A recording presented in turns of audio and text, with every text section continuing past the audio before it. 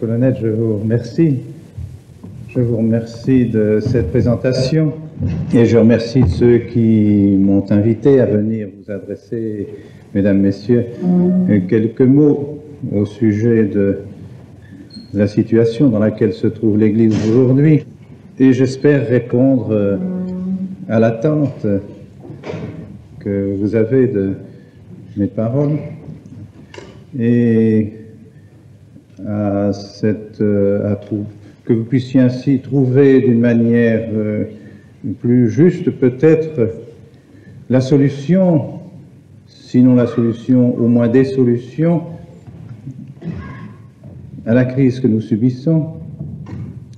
Et si je n'ai pas l'éloquence d'un Bossuet, si je n'ai pas la sainteté d'un saint François de Sales, ni la science d'un saint Thomas d'Aquin, j'espère tout de même avoir un peu de foi. Et c'est surtout de cette foi que je voudrais vous entretenir et que je demande au bon Dieu qu'elle soit toujours pour vous l'objet de vos désirs. Si j'ai répondu donc à votre demande, ce n'est pas pour discuter de quelques modifications liturgiques qui est survenue dans l'Église, ce n'est pas pour parler de quelques détails de ces réformes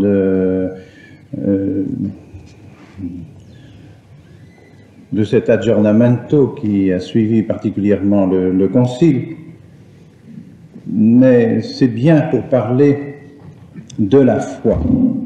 Et il me semble que pour cela, il valait la peine de venir pour répondre à votre angoisse, répondre à votre inquiétude, car il est légitime que vous soyez un peu inquiets aujourd'hui devant cette situation créée dans l'Église depuis, disons, 10, 15 ans en particulier. Mais je vous dis de suite que j'espère que de mes paroles, vous ne conclurez pas que je critique des personnes. Je voudrais me mettre dans la situation dans laquelle se trouvent les juges du Saint-Office, ou du moins dans laquelle ils se trouvaient autrefois, lorsque le Saint-Office était toujours le tribunal de la foi. Je voudrais me mettre dans cet esprit, juger sur pièce, sur des faits, sur des écrits, sur des actes, et non pas juger les personnes. Je laisse au bon Dieu le soin de juger les personnes. Vous savez qu'on a parfois critiqué le Saint-Office de ne pas interroger les auteurs des livres qui étaient condamnés. Et au Saint-Office, on répondait, mais nous n'avons pas besoin de voir les auteurs ni de discuter avec les auteurs. Nous ne jugeons pas les auteurs, nous jugeons le livre, nous jugeons les écrits. Nous sommes bien capables de dire si tel écrit est conforme ou non à la doctrine orthodoxe de l'Église. Et si nous condamnons ce livre ou cet écrit, c'est parce que précisément nous estimons que les phrases qui s'y trouvent, que les paragraphes qui s'y trouvent ne sont pas conformes à la doctrine de l'Église, c'est tout. Eh bien, je voudrais être un peu c'est dans cet esprit-là que je voudrais vous parler et essayer, dans la mesure du possible, d'abord de déterminer, au moins pour les objectifs majeurs, principaux, la crise que subit l'Église actuellement. Et puis, j'essaierai aussi de vous parler des causes autant que je puis les connaître, les causes de cette crise telle qu'elle me semble devoir être affirmée. Et enfin, nous essaierons de vous indiquer quelques remèdes, ce que nous devons faire devant la situation dans laquelle se trouve l'Église. Mais encore une fois, nous devons prendre conscience. Et je pense que si vous êtes ici ce soir, c'est précisément parce que vous avez conscience que quelque chose d'anormal se passe dans l'Église depuis quelques années et que vous voudriez avoir un peu de lumière pour savoir si cette situation semble une situation normale, ou si vraiment étant anormale, il faudrait peut-être la définir et trouver des remèdes. Car en définitive, qu'est-ce que notre foi? Quand les enfants sont portés sur les fonts baptismaux par les parrains et marraines, vous savez bien que le prêtre qui confère le baptême pose parmi les premières questions aux parrains et marraines que vous procure la foi. Et si vous avez été ou parrain ou marraine, vous avez répondu: la foi procure la vie éternelle. La foi procure la vie éternelle. Si donc la foi procure la vie éternelle, nous n'avons pas le droit de nous désintéresser de ce qui peut ou diminuer notre foi ou éventuellement nous la faire perdre. Nous ne pouvons pas être indifférents. C'est ce qu'il y a de plus précieux, le don le plus précieux que le bon Dieu nous a fait, le don le plus précieux que nous avons reçu de nos familles, de nos parents, de nos traditions, de notre pays, de nos paroisses. Et par conséquent, si aujourd'hui notre foi est en danger, nous n'avons pas le droit de fermer les yeux. Car qui que ce soit touche à notre foi, touche à notre vie éternelle. Et touchant à notre vie éternelle, il touche au but même de notre existence, au but vers lequel nous marchons, vers lequel nous aspirons, la vie éternelle. Nous ne sommes pas pour autre chose ici-bas. Donc l'enjeu est grave. Et vous avez raison de chercher des solutions, de chercher un peu de lumière. Et nous avons le devoir, nous, prêtres, et à plus forte raison évêques, d'essayer de vous éclairer dans une situation difficile comme celle-là, quand quelque chose concerne la vie éternelle. Alors j'essaierai de le faire dans la simplicité. Je ne suis pas un orateur, mais je voudrais tout de même essayer de vous décrire d'une manière aussi exacte que possible. Sans doute, je la vois de mes yeux, cette crise, vous la voyez de vos yeux. On peut avoir un jugement, une appréciation un peu différente des faits, des paroles, des écrits, des choses qui se passent. Par conséquent, je ne prétends pas donner une solution définitive, mais j'ai tout de même, par l'expérience que le bon Dieu m'a faite aussi, de la vie de l'Église de ces dernières années. Voilà 25 ans que je suis évêque maintenant. J'ai eu, par mes fonctions, l'obligation de me trouver en contact direct avec la curie romaine pendant de nombreuses années, étant donné que j'étais délégué apostolique en Afrique et que j'avais donc à visiter toutes les régions d'Afrique francophone dont le pape m'avait chargé comme délégué apostolique, un peu comme un nonce, si vous voulez, qui visite les diocèses. J'avais donc 54 diocèses à visiter, et entre l'année 1948 et l'année 1959, donc pendant 11 ans, j'ai eu cette charge qui m'a permis non seulement de visiter les diocèses, d'avoir des contacts avec les évêques, mais aussi de me rendre souvent à Rome, de vivre un peu la vie de cette curie romaine, et d'approcher le pape fréquemment, puisque j'avais cette bénédiction de pouvoir le voir chaque année, d'approcher le pape Pie XII, et puis ensuite le pape Jean XXIII, et le pape Paul VI lui-même, que j'ai eu l'occasion de voir plusieurs fois en audience privée. Par conséquent, j'ai vécu le concile, puisque étant archevêque de Dakar et président de la conférence épiscopale de l'Afrique de l'Ouest africain, j'ai été appelé à être membre de la commission centrale qui préparait le concile, autant de choses dont je n'étais pas digne, certainement, je m'en rends bien compte, mais enfin, que voulez-vous, les circonstances font que dans la vie, on est mené, on est désigné. Mais enfin, j'ai eu donc l'occasion de voir ce qu'a été la préparation du concile. Ensuite, j'ai été membre du concile, comme l'ont été tous les pères qui ont été appelés à juger au concile les différents schémas qui nous étaient soumis. J'ai donc vécu ce concile, et ensuite, comme supérieur général des Pères du Saint-Esprit, j'ai eu l'occasion également de faire partie de l'Union des supérieurs généraux, et donc d'avoir des contacts aussi directs avec les supérieurs généraux et avec la curie romaine. Par conséquent, je pense que cette expérience me donne peut-être quelques raisons de pouvoir juger plus facilement de certains événements de l'Église que pourraient le faire ceux qui n'ont pas eu ces occasions et ces contacts. mais je le ferai en toute objectivité et en toute conscience. Si je le fais, c'est vraiment devant Dieu que je parle et devant vous qui êtes des chrétiens et qui désirez avoir un peu de lumière. Alors, j'essaierai de ne pas avancer des choses qui ne sont pas exactes. La crise de l'Église se manifeste dans de nombreux domaines. Tout à l'heure, le colonel vous suggérait déjà, enfin, les manifestations de cette crise. Mais je ne retiendrai que quelques domaines, nous n'avons pas le temps de l'examiner dans toutes ces manifestations. Nous l'examinerons d'abord dans le magistère de l'Église. Car si notre foi est atteinte, elle est atteinte peut-être d'abord par un enseignement qui n'est plus parfaitement conforme à l'orthodoxie de l'Église, à la doctrine orthodoxe telle que l'Église l'a toujours enseignée.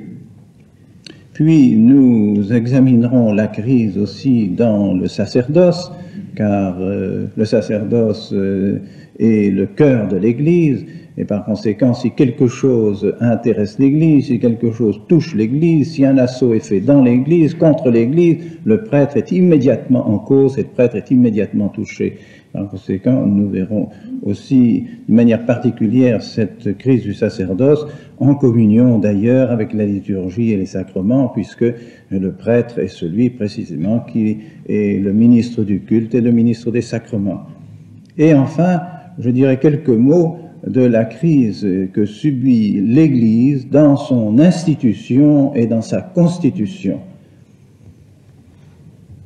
D'abord l'enseignement. Disons quelques mots de la crise de l'Église dans l'enseignement et dans le magistère. Vous savez que l'Église a toujours, de tout temps, cherché à avoir des chaires de théologie, des chaires de philosophie, de droit canon, d'histoire de l'Église, et dans les universités, soit que ces universités soient des universités d'État, et s'il n'y avait pas d'université d'État, l'Église s'efforçait, soit par des ordres religieux, soit par le clergé séculier, demandant aux évêques de veiller à ce qu'il y ait des universités catholiques.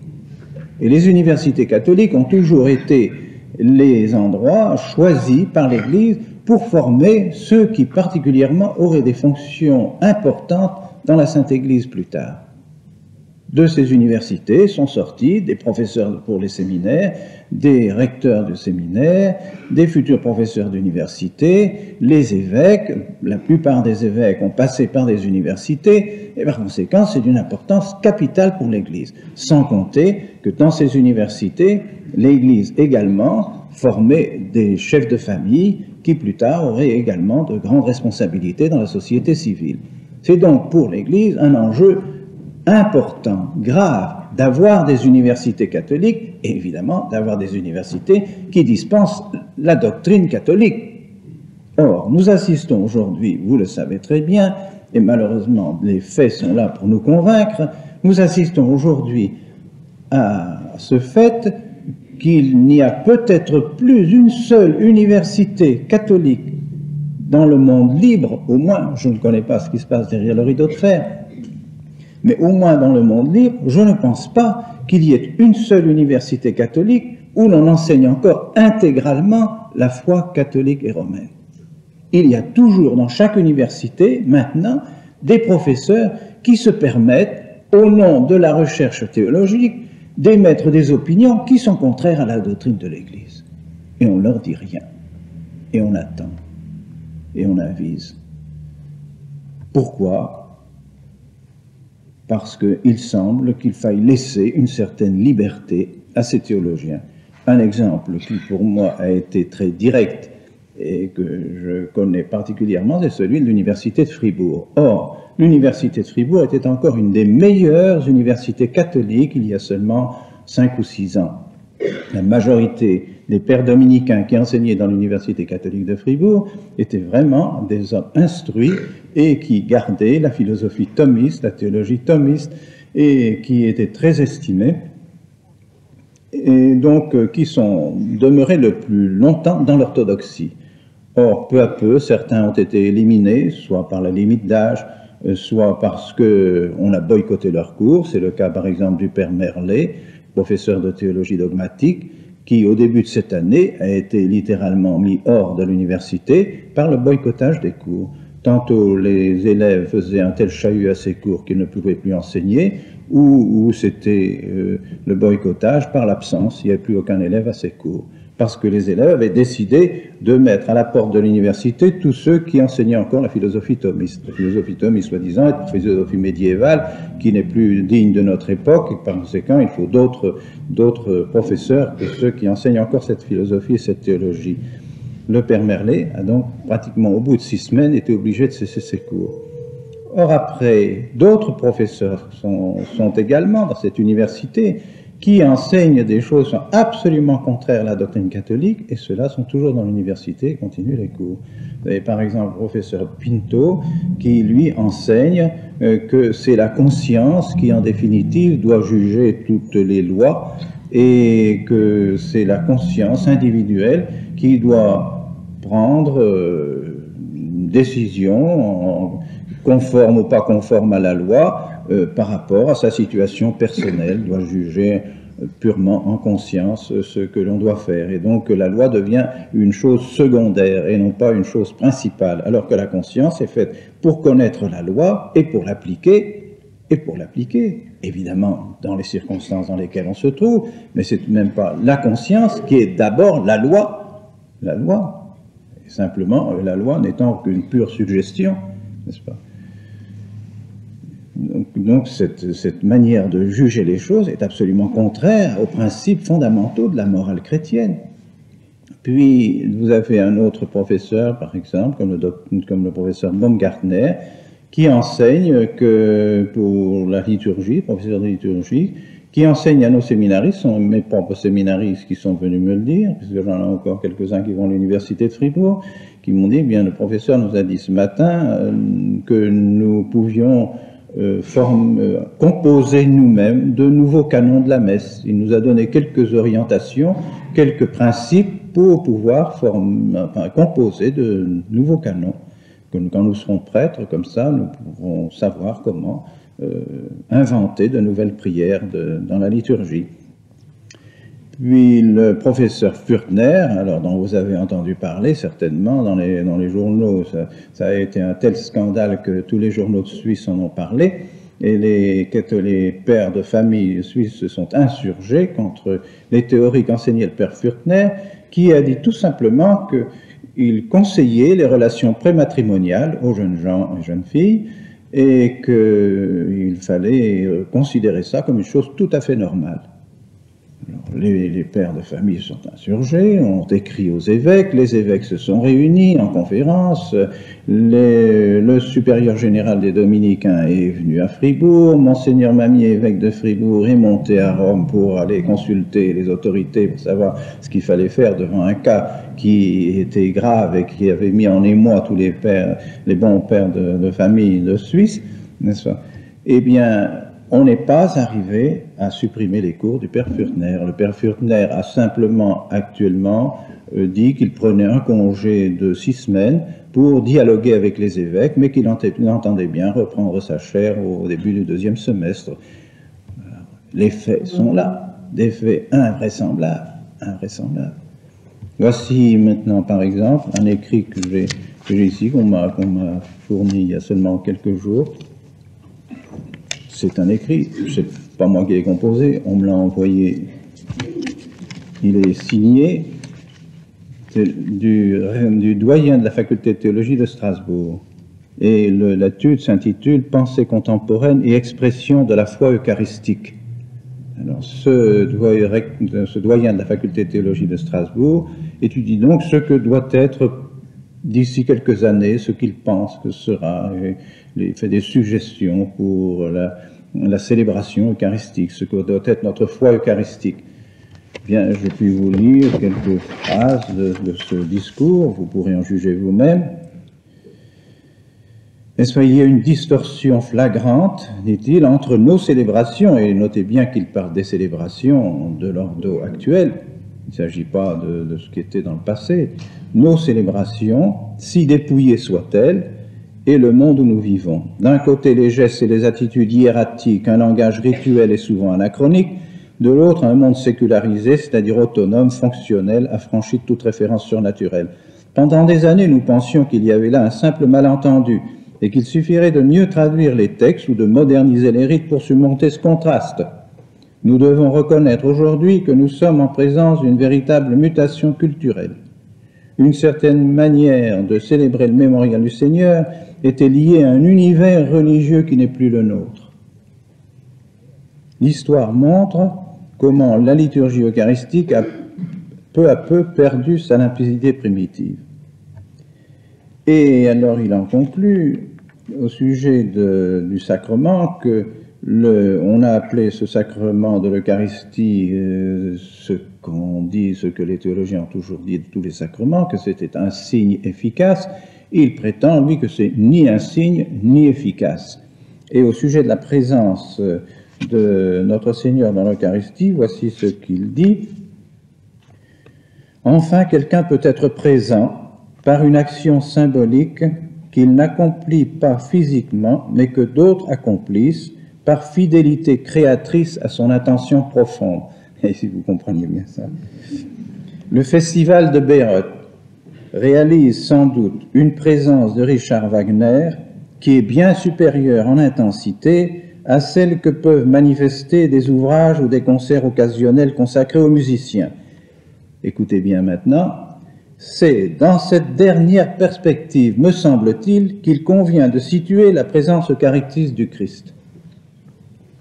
Donc la présence eucharistique du Christ, à son sens, ne serait serait similaire à la présence d'un auteur dont on joue un morceau, qui a composé un morceau de musique, on exécute ce morceau de musique et ainsi on vit en quelque sorte, on revit la présence de cet auteur à cette occasion. Et voilà ce que serait la présence eucharistique. C'est dans cette dernière perspective, me semble-t-il, qu'il convient de situer la présence eucharistique du Christ. Et tout est dans le même genre. C'est tout de même grave. Doyen de la faculté de théologie de Strasbourg. Et on pourrait citer des exemples comme cela très nombreux, malheureusement. Vous en connaissez sans doute vous-même d'autres. Vous avez entendu parler de choses que l'on dit maintenant, au sujet de la résurrection de notre Seigneur, au sujet de l'enfance de notre Seigneur dans l'Évangile. Autant de choses qui sont mises maintenant tout à fait en doute, n'est-ce pas, le péché originel, l'existence des anges, et que sais-je, autant de choses qui maintenant, sous prétexte toujours de recherche théologique. Et précisément à Fribourg, par exemple, ce qui s'est passé et qui a fait obstacle à la destitution de ce professeur de théologie, c'est que la majorité des pères, qui n'étaient pas de son avis, les professeurs, les pères dominicains qui sont là, mais ils ont dit, il ne faut pas le destituer parce qu'il fait de la recherche théologique. Alors, si vous le destituez, nous aussi, qui voulons faire de la recherche théologique sur d'autres sujets, alors nous pourrons être destitués aussi. Mais il y a tout de même une différence entre faire une certaine recherche théologique, mais qui reste conforme aux principes fondamentaux de la morale chrétienne et de la théologie chrétienne, et puis faire de la recherche théologique qui va à l'encontre des principes les plus fermes et les plus sûrs de la morale chrétienne. Donc, dans le domaine de l'enseignement, donc pour les universités, vous voyez, la situation est grave. Dans le domaine aussi des catéchismes, car enfin, si l'université est touchée, il y a aussi ce domaine de l'enseignement de la foi, beaucoup plus simple, n'est-ce pas, qui atteint toutes les âmes, qui atteint tous les chrétiens, qui atteint particulièrement tous les enfants. Et dans le domaine du catéchisme également, il n'y a pas de doute que les catéchismes qui nous sont donnés, d'une manière générale, on peut dire, dérivent du catéchisme hollandais. Ce catéchisme hollandais, vous le savez bien, a été examiné par une commission nommée par le Saint-Père d'un certain nombre de cardinaux. Ces cardinaux ont condamné 10 points importants, fondamentaux, du catéchisme hollandais, et ont demandé au cardinal et aux évêques de Hollande de bien vouloir changer les paragraphes, changer le texte, que sur 10 points importants, on veuille bien modifier le texte afin qu'il soit conforme à la doctrine catholique. Jamais le texte n'a été changé. On a mis dans une édition ou l'autre, à la fin de l'édition, les points qui étaient en litige et qui devaient être modifiés. Et puis ensuite, on a oublié ces points et le catéchisme a continué à être édité et diffusé sans aucune modification. Et c'est ce catéchisme qui, en définitive, a véritablement inspiré les nouveaux catéchismes que l'on a institués dans toutes les nations, actuellement, dans la plupart des nations. J'ai ici sous mes yeux des catéchismes canadiens qu'on m'a remis, car je pense qu'ils valent la peine d'être vus. Je prends le premier livret que j'ai sous la main, Un sens au voyage, réflexion sur la rupture. Alors, si je pouvais vous montrer tout est pour la rupture, n'est-ce pas? Vous avez en grosses lettres, vous voyez, rupture.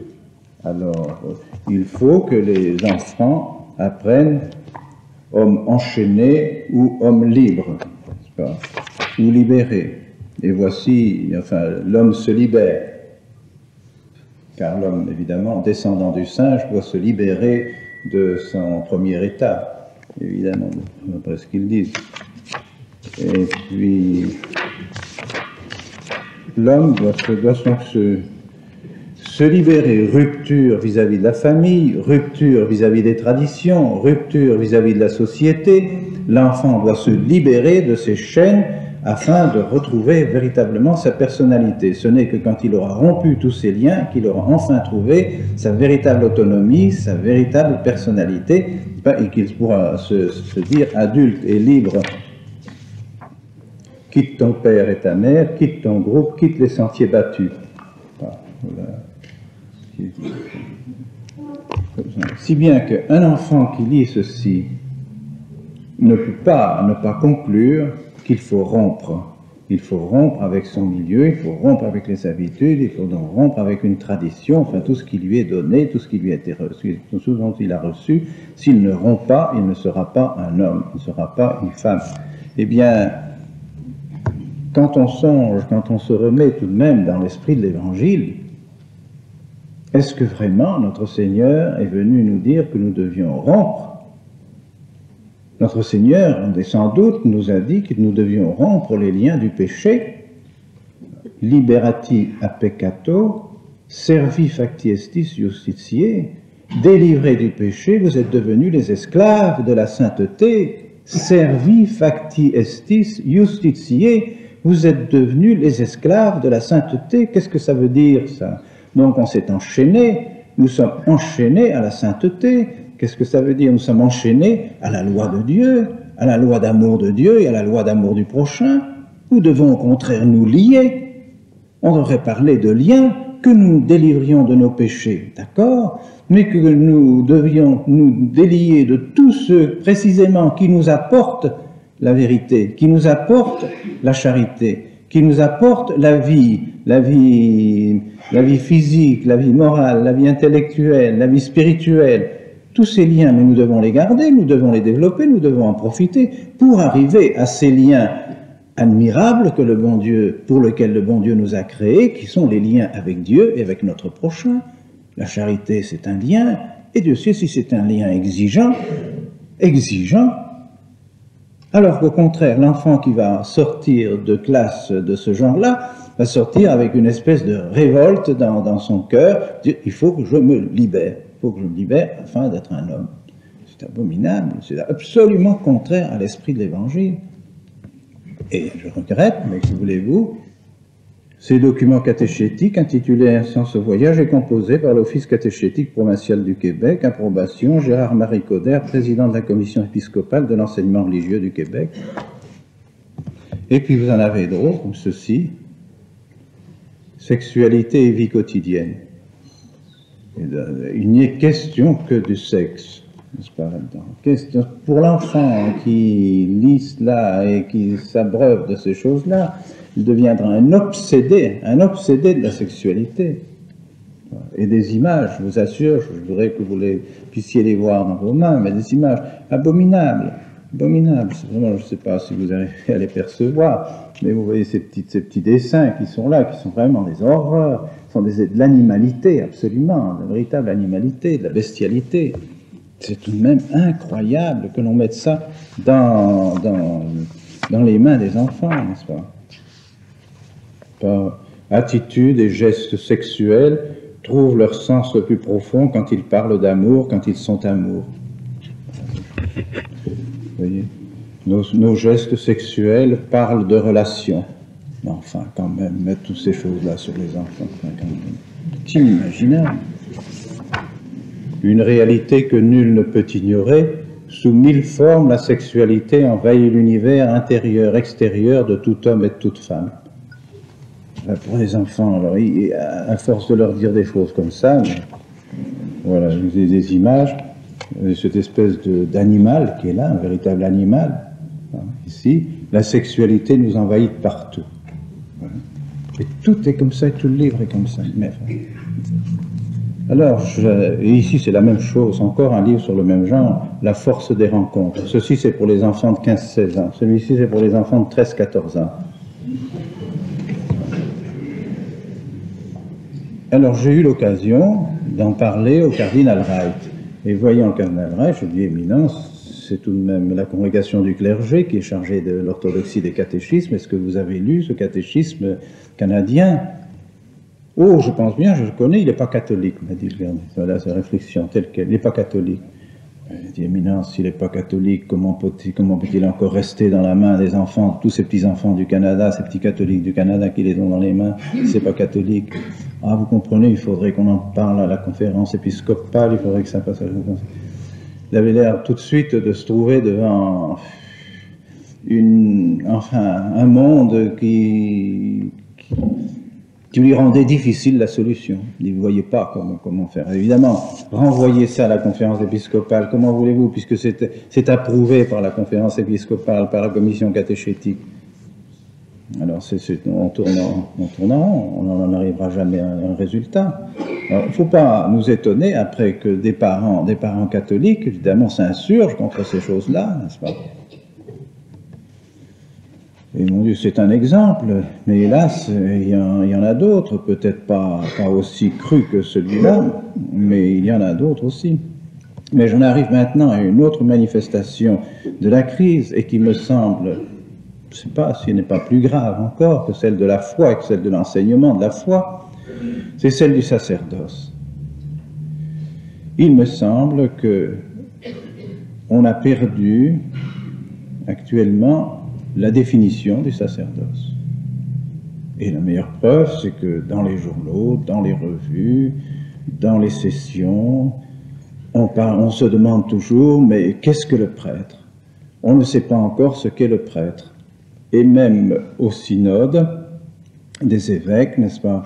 Quelqu'un est intervenu au synode des évêques à Rome pour dire nous ne devrions pas actuellement parler de la question, il était des questions du célibat du prêtre, mais il vaudrait mieux renvoyer cela à une commission parce que nous ne savons pas encore exactement du point de vue théologique ce qu'est le sacerdoce.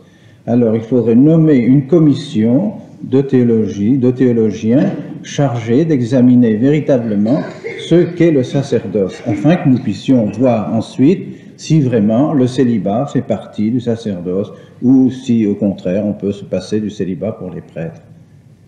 Ceci en plein synode des évêques à Rome. Ben, ça n'a pas été accepté, cette suggestion-là n'a pas été acceptée, heureusement. Enfin, ça montre tout de même qu'on puisse même simplement poser la question, se demander ce qu'est le prêtre à notre époque. Enfin, il y a 2000 ans que l'Église existe et on ne sait pas encore ce que c'est que le prêtre.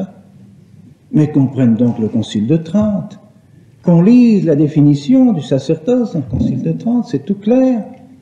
Et le Concile de Trente est un concile dogmatique, infaillible, irréformable. Jusqu'à la fin des temps, il faudra se reporter à ces définitions dogmatiques, infaillibles du Concile de Trente. Le prêtre est avant tout fait pour le sacrifice. c'est le but et l'essence du prêtre, du sacerdoce, d'être consacré, de recevoir un caractère qui le configure au prêtre éternel, à notre Seigneur Jésus-Christ, pour monter à l'autel, offrir le sacrifice et continuer le sacrifice de la croix de notre Seigneur sur l'autel, afin d'en répandre les mérites et d'effacer les péchés, et de donner la vie éternelle, donner la vie de la grâce, qui est le prélude de la vie éternelle. C'est ça le prêtre. Et d'ailleurs, je pense que pour les prêtres qui sont ici ne démentiront pas, que lorsque nous étions au séminaire, notre idéal, c'était, au milieu de nos études, au milieu de toutes les conférences spirituelles qui nous étaient données, eh bien, nous pensions à recevoir les ordres mineurs, et puis enfin le sous-diaconat, puis le diaconat, et enfin le jour de notre Sainte Messe, notre première messe, c'était pour nous, enfin, le sommet de notre séminaire. Et nous souhaitions vivre de notre première messe et faire toutes nos messes comme notre première messe et continuer ainsi toute notre vie. Et nous étions en quelque sorte écrasés par l'honneur qui nous était fait en pensant que nous participions au sacerdoce de notre Seigneur et que par les paroles de la consécration, nous étions seuls à pouvoir faire descendre notre Seigneur sur l'autel dans le pain, dans la transubstantiation du pain et du vin, dans le corps et le sang de notre Seigneur. Ça a été notre joie, ça a été notre consolation, ça a été notre force pendant toute notre vie. Et de là vient l'évangélisation. Pourquoi le prêtre évangélise? Pour ramener à notre Seigneur Jésus-Christ, pour ramener au Christ. Il parle, il prêche, venez, venez, venite ad fontes, venez aux sources de la vie, aux sources de la grâce, venez à notre Seigneur Jésus-Christ. Il n'y a pas de chose plus belle pour le prêtre que donner le Sainte-Eucharistie aux hommes et aux âmes. Donner Jésus-Christ. C'est ça, c'est pour ça qu'est fait le prêtre. Et pour pouvoir le donner, il faut prêcher, il faut amener les populations à l'autel du sacrifice, afin qu'elles puissent participer au corps, au sang de notre Seigneur et y trouver la rémission des péchés. Or maintenant, je l'ai entendu moi-même de mes propres oreilles, d'un cardinal, qui m'a dit « Ah, mais Monseigneur, non, cette optique du sacerdoce maintenant, mais non, on ne parle plus de ça maintenant, ce n'est pas conforme au courant actuel. » Mais je dis « Quel courant? Alors qu'est-ce que c'est ?» Je lui ai expliqué justement que dans mon séminaire, pour moi, je mettais tout l'accent et toute la spiritualité du séminaire autour de l'autel, autour du sacrifice de la messe, et que mes séminaristes en étaient convaincus et heureux et en vivaient de cette vie, vivaient de cette pensée du sacrifice de la messe. Ben dit non, maintenant c'est fini, ça, c'est plus du tout, vous êtes complètement à contre-courant. Actuellement, ce qui est l'objectif du prêtre, c'est l'évangélisation. Mais j'ai dit l'évangélisation de qui alors? De quoi? Si c'est pas rattaché au sacrifice, si c'est pas pour le sacrifice, si c'est pour en venir à notre Seigneur, pour amener les âmes à notre Seigneur, c'est pourquoi? Alors, bien, nous arrivons tout de suite à la conclusion, elle n'est pas difficile. Puisque les âmes n'ont plus, le prêtre n'a plus pour rôle d'attirer les âmes à notre Seigneur Jésus-Christ, c'est-à-dire à Dieu, son rôle deviendra un rôle purement humain, un rôle horizontal, comme on dit maintenant. Il aura pour rôle un certain amour humain, un dévouement humain pour les hommes qui l'entourent, pour les personnes qui l'entourent.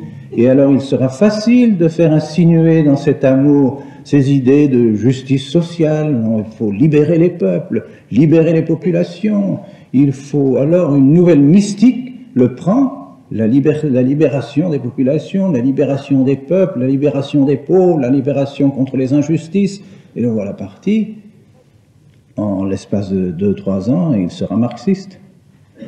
Parce que ça correspond parfaitement à tout l'idéal marxiste. S'il n'a plus cette idée de Dieu, s'il n'a plus cette idée de notre Seigneur, c'est normal qu'il en arrive là, c'est normal. Et alors, il ne faut pas s'étonner que peu à peu, bien, le prêtre se vide de Dieu, se vide de notre Seigneur, il ne sait plus ce que c'est que son sacerdoce, et qu'il en arrive au mariage, et qu'il en arrive à la profanation de son sacerdoce. C'est normal, c'est logique. Et il ne faut pas s'étonner que les séminaires soient vides. C'est tout à fait logique. Je ne vois pas, personnellement, comment on pourra jamais remplir les séminaires si on ne retrouve pas la notion fondamentale du sacerdoce.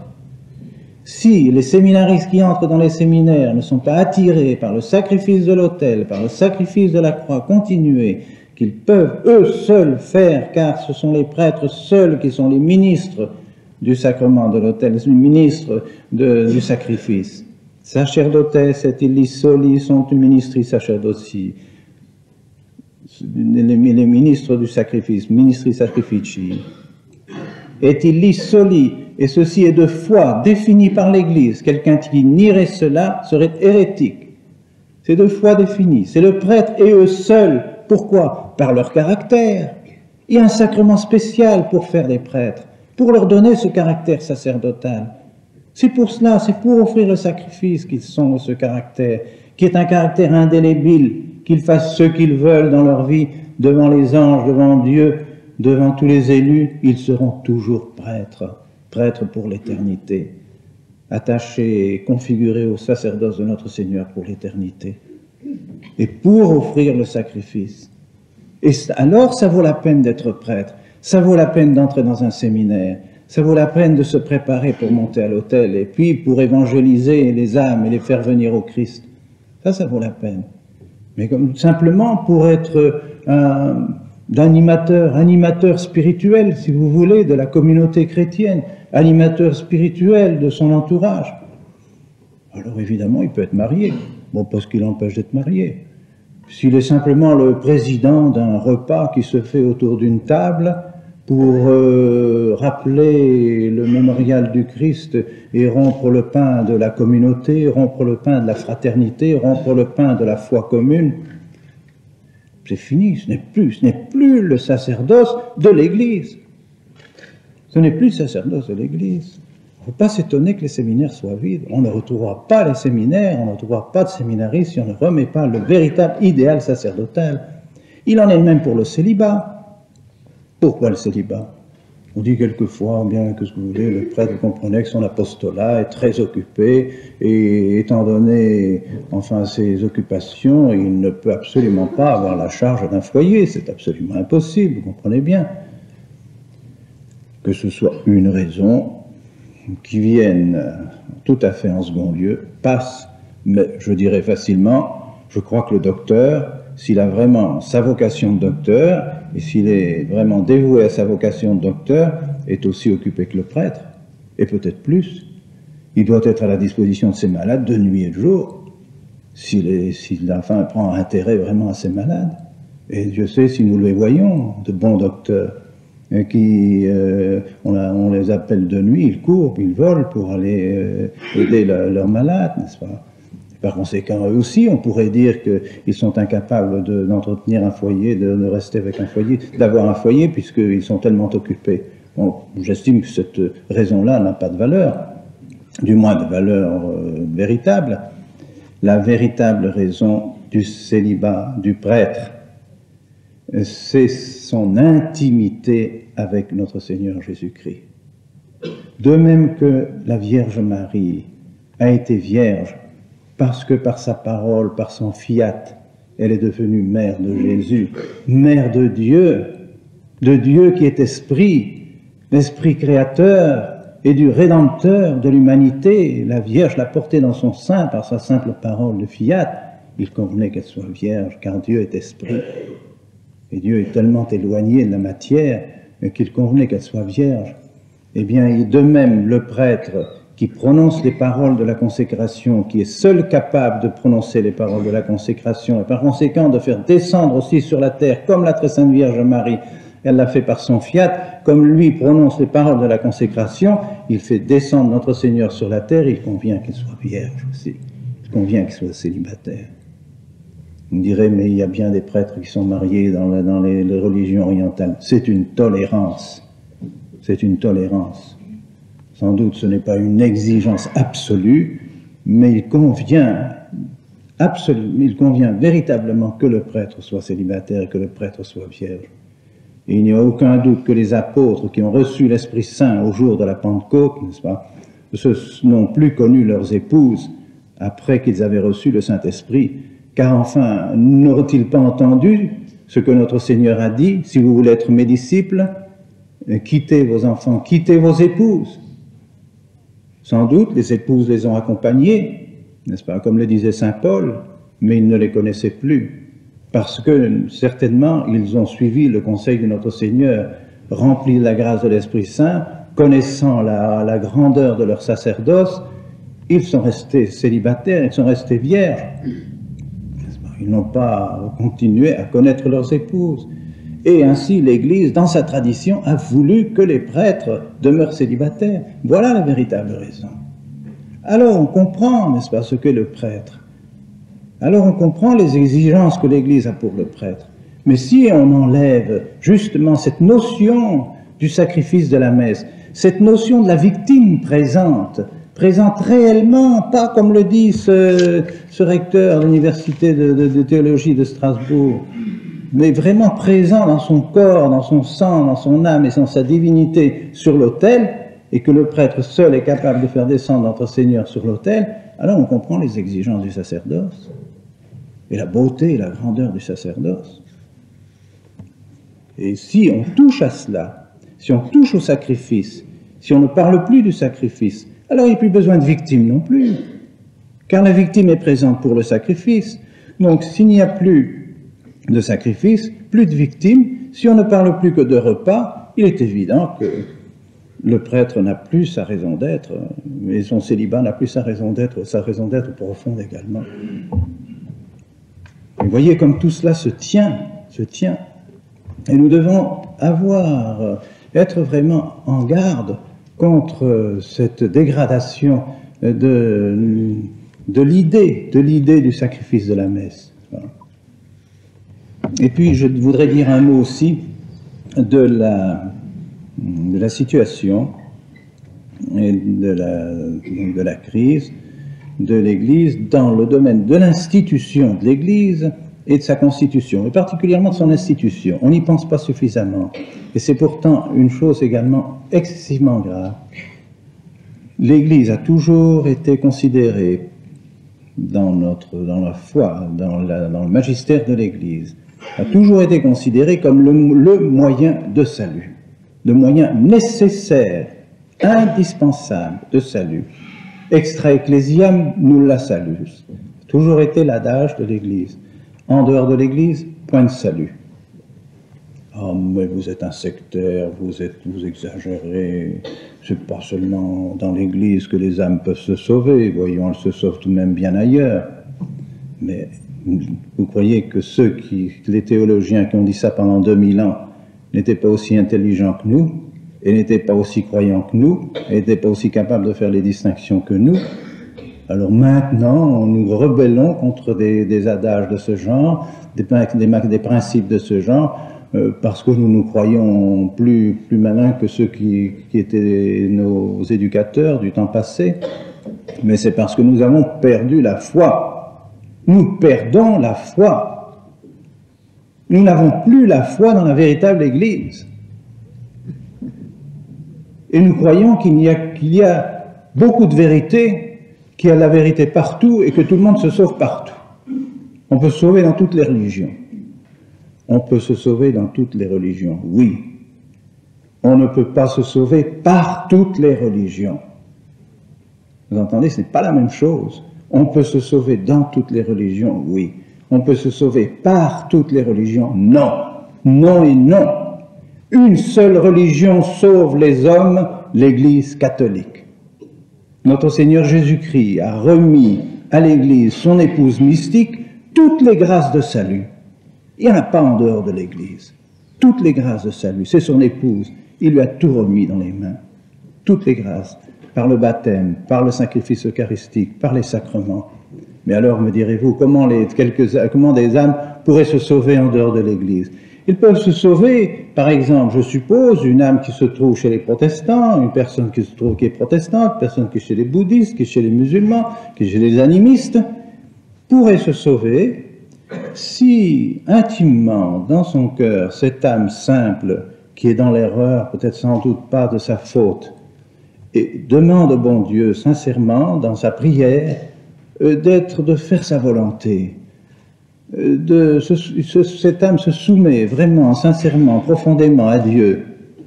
Eh bien, dans ce désir de faire la volonté de Dieu, se trouve contenu implicitement le baptême de désir, le désir du baptême, implicitement, pas explicitement puisqu'elle ne le connaît pas, mais implicitement se trouve contenu dans ce désir de faire la volonté du bon Dieu, le désir de recevoir le baptême, si toutefois cette âme n'est pas dans un état de péché mortel. Mais si c'est une âme simple, sincère, bonne, et qui fait cette demande à Dieu, en quelque sorte, de vouloir faire sa volonté du bon Dieu, implicitement se trouve le baptême de désir, et par le baptême de désir, cette personne peut recevoir la grâce. C'est ce que nous enseigne le catéchisme. Il y a 3 sortes de baptêmes, le baptême de l'eau, le baptême du sang et le baptême de désir. Les catéchumènes, j'ai eu beaucoup à faire aux catéchumènes pendant mes 30 ans d'Afrique, eh bien, ces catéchumènes, quelquefois, venaient nous trouver et nous disaient « Ah, vite le baptême, mais peut-être demain je serai mort, je peux mourir, alors si je n'ai pas le baptême, je n'irai pas au ciel. » Je dis « Mais non, pas du tout, calmez-vous, calmez-vous. Vous avez le baptême de désir, vous désirez le baptême. Nous espérons que vous êtes bien disposés, et par conséquent, vous avez sans doute, très probablement, déjà la grâce de Dieu. En tout cas, le bon Dieu vous la donnera certainement à l'heure de votre mort si vous avez un sincère désir du baptême. Vous savez, le baptême de désir. Eh bien, ces âmes qui se sauvent dans les autres religions se sauvent par le désir du baptême implicitement contenu dans leur désir de faire la volonté du bon Dieu. Mais pas par la religion dans laquelle ils se trouvent. On ne peut pas se sauver par l'erreur. C'est pas possible. On se sauve par la vérité, on ne se sauve pas par l'erreur. L'erreur est rompt avec le bon Dieu, est une rupture avec le bon Dieu, est un éloignement du bon Dieu, est un éloignement de l'Esprit Saint. On ne peut pas se sauver par ce qui éloigne de l'Esprit Saint, ce qui éloigne de Dieu. Mais maintenant, on a tellement cette idée de mettre l'erreur et la vérité sur le même pied, ça n'a pas d'importance. Mais tout le monde se sauve dans sa religion. Alors voyez les conséquences. Les conséquences sont extrêmement graves pour l'Église. C'est la ruine de l'esprit missionnaire de l'Église. Il n'y a plus d'esprit missionnaire. Si l'Église est simplement un moyen utile aux hommes, elle apporte un certain complément de spiritualité, elle apporte aux hommes une spiritualité plus élevée, plus complète, que les autres religions. C'est une espèce de complémentarité des autres religions, quelque chose de plus beau, de plus grand, de plus noble, c'est tout. À ce moment-là, ça ne vaut pas la peine de traverser les mers, d'aller exposer sa vie dans des populations hostiles pour aller porter l'évangile et le baptême, puisqu'ils ont toutes les chances de se sauver dans leur religion et par leur religion. Comme l'on dit et l'on entend cela maintenant, même hélas, il faut le dire, de la bouche de certains évêques, je m'excuse, mais je l'ai entendu, mieux vaut, plutôt que de convertir les musulmans, en faire de bons musulmans. Voilà. Mais ça, c'est... Bon. Alors, ces personnes qui parlent comme ça se donnent l'impression à eux-mêmes et aux autres qu'ils sont beaucoup plus charitables que nous. Vous insistez sur la vérité, vous êtes un sectaire, vous n'avez pas la charité des autres, n'est-ce pas? C'est le contraire. C'est le contraire. Que diriez-vous du médecin qui vous dirait « Vous êtes empoisonné, soyez bien empoisonné ». C'est comme ça que vous arriverez à la santé, n'est-ce pas? Mais vous dire « Mais enfin, il est fou ce docteur-là. Qui me donne un remède pour me sauver, qui me redonne la santé. » C'est exactement la même chose. Tandis que celui qui dit aux musulmans, tout doucement, avec toutes les précautions qu'il faut prendre, enfin avec toute la charité qu'il a dans son cœur, avec la pastorale qu'il doit exercer vis-à-vis de ce musulman, mais l'amener à la vérité, l'amener à la santé de son âme, et non pas le laisser dans cette erreur dans laquelle il vit, qu'il éloigne du bon Dieu. C'est ça l'esprit missionnaire, c'est ça qui vaut la peine aussi, pour laquelle il vaut la peine de traverser les mers, n'est-ce pas, y aller évangéliser. Parce que l'on sait que l'on sauvera des âmes. Si nous sommes partis en mission, c'est avec cette idée que nous espérons, peut-être par notre dévouement, par notre charité, il y aura des âmes qui iront au ciel alors qu'elles n'y auraient pas été si nous n'avions pas été missionnaires. Voilà, et donc cette fausse définition de l'Église actuelle ceux qui ne veulent plus accepter que seule l'Église est le moyen de salut, ruinent l'esprit missionnaire de l'Église. Et alors, il ne faut pas vous étonner que beaucoup de missionnaires actuellement, de bons et vieux missionnaires, rentrent et ne veulent plus repartir. J'en ai vu beaucoup dans ma propre congrégation, les Pères du Saint-Esprit, de bons missionnaires qui ont passé 30 ans en Afrique et qui s'entendent toujours dire dans les recyclages, dans les sessions, mais ne faites pas trop de prosélytisme, faites donc du développement social et économique, occupez-vous de l'habitat de vos ouailles, mais n'insistez pas sur le prosélytisme, faites-leur comprendre que même dans leur religion, ils peuvent se sauver, n'est-ce pas? Alors, à quoi bon leur mission? Ces pauvres missionnaires sont brisés littéralement. Tu sais, c'est pas la peine que je rentre encore en mission. Et pour les jeunes missionnaires, c'est bien, s'ils veulent être animateurs sociaux, s'ils veulent être pas simplement dévoués au développement ou au progrès social des populations, ils n'ont pas besoin d'être prêtres. Ils peuvent bien être mariés et partir là-bas comme, je sais pas moi, comme dans n'importe quelle profession, et exercer dans leur profession le bien social qu'ils feraient autrement. Cela. Tout cela ruine et ruineux pour l'Église. Et tout cela parce qu'on perd la foi. On n'a plus la foi dans la Sainte Église. On n'a plus la foi dans la grâce. On n'a plus la foi dans le surnaturel. Tout est devenu humain. On ne raisonne que par des raisonnements humains. Ce développement, ce progrès social, les choses matérielles, l'égalité des choses matérielles, la distribution équitable des produits de ce monde, etc. Mais enfin, est-ce que c'est ça que notre Seigneur est venu nous apporter? Est-ce que c'est ça que notre Seigneur a prêché? Est-ce qu'il n'a pas prêché, au contraire, le détachement des choses de ce monde, et puis la pensée du ciel et la pensée de l'au-delà? N'est-ce pas? À quoi bon gagner l'univers si l'on vient perdre son âme? C'est le salut des âmes qui compte. Et le salut des âmes se fait par la grâce de notre Seigneur. Évidemment, si on ne croit plus au péché originel, si nous sommes tous parfaits, si nous sommes tous assurés d'aller au ciel parce que nous n'avons aucun péché, alors évidemment, ce n'est pas la peine de nous évangéliser les uns les autres. Mais si vraiment la foi que notre Seigneur nous a enseignée, que nous sommes pécheurs en venant au monde, que nous sommes sous la domination du démon lorsque nous venons au monde, et que nous sommes sauvés par la croix de notre Seigneur, par son sang, par le baptême, comme le dit saint Paul, nous ensevelit avec notre Seigneur et nous fait ressusciter avec notre Seigneur. Mais nous avions besoin, et nous avons toujours besoin de la grâce de notre Seigneur pour garder la vie qui nous a été donnée au baptême. C'est ça la foi, c'est notre credo. Et ça, nous devons la raviver absolument. Il y a un danger immense de perdre la foi actuellement. Et tout ce qui se passe actuellement dans le sacerdoce, tout ce qui se passe dans l'Église, vient de la perte de la foi. Réfléchissez, examinez, et vous verrez que ceci est absolument certain. Mais alors, nous en venons maintenant, je dirais, à la partie principale de ma conférence, et peut-être la partie la plus délicate, je dois avouer, et j'espère en cela ne pas vous scandaliser. Je sais bien que ça pose des problèmes difficiles, des problèmes délicats, je le sais bien. Mais que voulez-vous? Il faut examiner les choses comme elles sont, en face. Et moi, ce que je vous dirai, je le dis en toute conscience.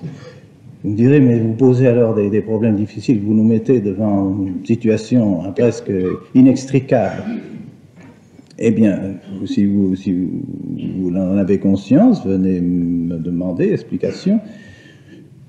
J'essaierai de vous donner la solution, encore que la solution est difficile, mais devant les faits, n'est-ce pas, il n'y a rien à faire, nous sommes bien obligés de les constater.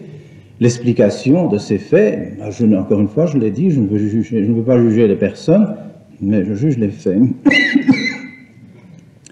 Eh bien, si vous me demandez, mais alors, comment jugez-vous, enfin, les causes de cette crise que nous vivons, qui est tout de même catastrophique? En l'espace de 7-8 ans, nos séminaires se sont vidés. Je pense que là-dessus, nous sommes d'accord. Les séminaires sont vidés. Les congrégations demandaient s'il y a des religieux ou des religieuses ici, nos noviciats, terminés. Nos congrégations religieuses en pleine déroute. Toutes les congrégations religieuses ont diminué. La nôtre, par exemple, qui avait 5 000 membres il y a 5 ou 6 ans encore, on a maintenant 4300. Donc, en l'espace de quelques ans, vous voyez la chute, alors que nous montions toujours, nous montions régulièrement. Donc, chute verticale. Et comme ça partout. À l'université grégorienne, ils perdent maintenant environ 400 étudiants par an. L'université grégorienne de Rome diminue de 400 étudiants. Bientôt, il n'y aura presque plus d'étudiants à l'université grégorienne de Rome. Pourquoi? Parce qu'il n'y a plus de séminaristes. Encore maintenant, ils disent qu'ils ont des étudiants d'assez grand nombre parce qu'ils ont fait venir à l'université grégorienne où il n'y avait que des séminaristes, que des futurs prêtres. Il y a maintenant des religieuses, il y a maintenant des laïcs qui viennent faire de la théologie, qui viennent faire de la philosophie. Alors ça a augmenté un peu le nombre, mais si on compte le nombre proprement parlé des séminaristes, ce sera probablement encore plus de 400. Il faudrait descendre encore le chiffre de plus de 400. Donc une situation tragique, dramatique. Eh bien, pour ma part, je vous assure que si je recherche les causes, je les trouve à partir du Concile. Cause prochaine, bien sûr, il faudrait remonter à la Renaissance, il faudrait remonter à tout, au protestantisme et toutes les conséquences du protestantisme, avec le libéralisme du 19e siècle, le libéralisme, le modernisme, le sionisme condamné par Saint-Pédis. Il faudrait, n'est-ce pas, revoir tous. Bien sûr qu'il y a des causes qui remontent. Il faut faire toute l'histoire des erreurs dans l'Église pour penser que nous en sommes arrivés où nous en sommes. Mais je dis la cause prochaine, à mon avis, elle se trouve dans le Concile. Ah, même, Monseigneur, dans le Concile, c'est pas possible. Mais enfin, le Concile, est-ce qu'il n'est pas infaillible? Est-ce que le Concile n'est pas signé par le pape? Est-ce qu'il n'est pas signé par 2000 évêques? Et oui, le Concile est signé par le pape, par 2000 évêques, c'est vrai. Mais ce Concile est un Concile pastoral. Pastoral. Les papes l'ont dit, le pape Jean XXIII, le pape Paul VI ont affirmé « Nous ne voulons définir aucune nouvelle vérité dans ce Concile. Nous ne voulons pas faire de ce Concile un Concile dogmatique. Ce Concile est un Concile pastoral. » J'ai moi-même demandé qu'il y ait 2 schémas dans le Concile, double schéma pour chaque matière. Un schéma dogmatique qui résume les vérités fondamentales, et puis ensuite un schéma pastoral, qui soit alors l'application de ce schéma dogmatique et qui soit un appel au monde, une prédication au monde, sur ces vérités qui seraient définies, avec des anathèmes, comme on fait tous les conciles. On dit non, nous ne faisons pas de concile dogmatique, non, pas de schéma dogmatique, nous faisons un concile pastoral. C'est bien. Le concile pastoral veut dire que le Saint-Esprit n'est pas engagé. Le Saint-Esprit n'est pas engagé. Si au contraire on avait fait un schéma dogmatique, le Saint-Esprit était engagé par le fait même. Je dirais qu'on liait le Saint-Esprit au concile. Il était obligé d'intervenir, parce que le Saint-Esprit ne pouvait pas, dans des matières dogmatiques, laisser l'Église à partir à la dérive. Tandis que dans un concile pastoral, le Saint-Esprit n'est pas engagé, puisqu'on n'a pas l'intention de définir une vérité. Or, dans l'Église, il faut qu'on ait l'intention de définir une vérité pour que le Saint-Esprit soit engagé, soit dans le dogme, soit dans la morale. Par conséquent, nous pouvons, dans ce qui n'a jamais été défini dans le concile, parce qu'il faut faire une distinction, bien sûr, on dirait, mais alors, tout le concile est comme ça. Non, il y a certainement dans le concile beaucoup de vérités qui sont infaillibles, parce qu'elles ont déjà été définies autrefois, quand on reprenait les définitions, soit du concile de Trente, soit du concile précédent. Évidemment, ces vérités-là qui étaient définies le sont toujours, et elles sont dans le concile de Vatican II, il y en a dans le concile de Vatican II, par conséquent, ces vérités sont définies dans le concile de Vatican II. Et on peut donc se référer à cette réaffirmation de la vérité définie infailliblement dans le concile de Vatican II, évidemment.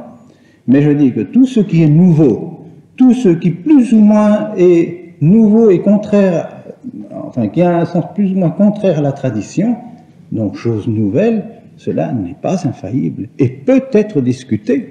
Nous pouvons discuter, nous pouvons, sans toucher à l'infaillibilité, ni du Saint-Père, ni de l'Église, ni à l'assistance du Saint-Esprit, nous pouvons très bien en discuter.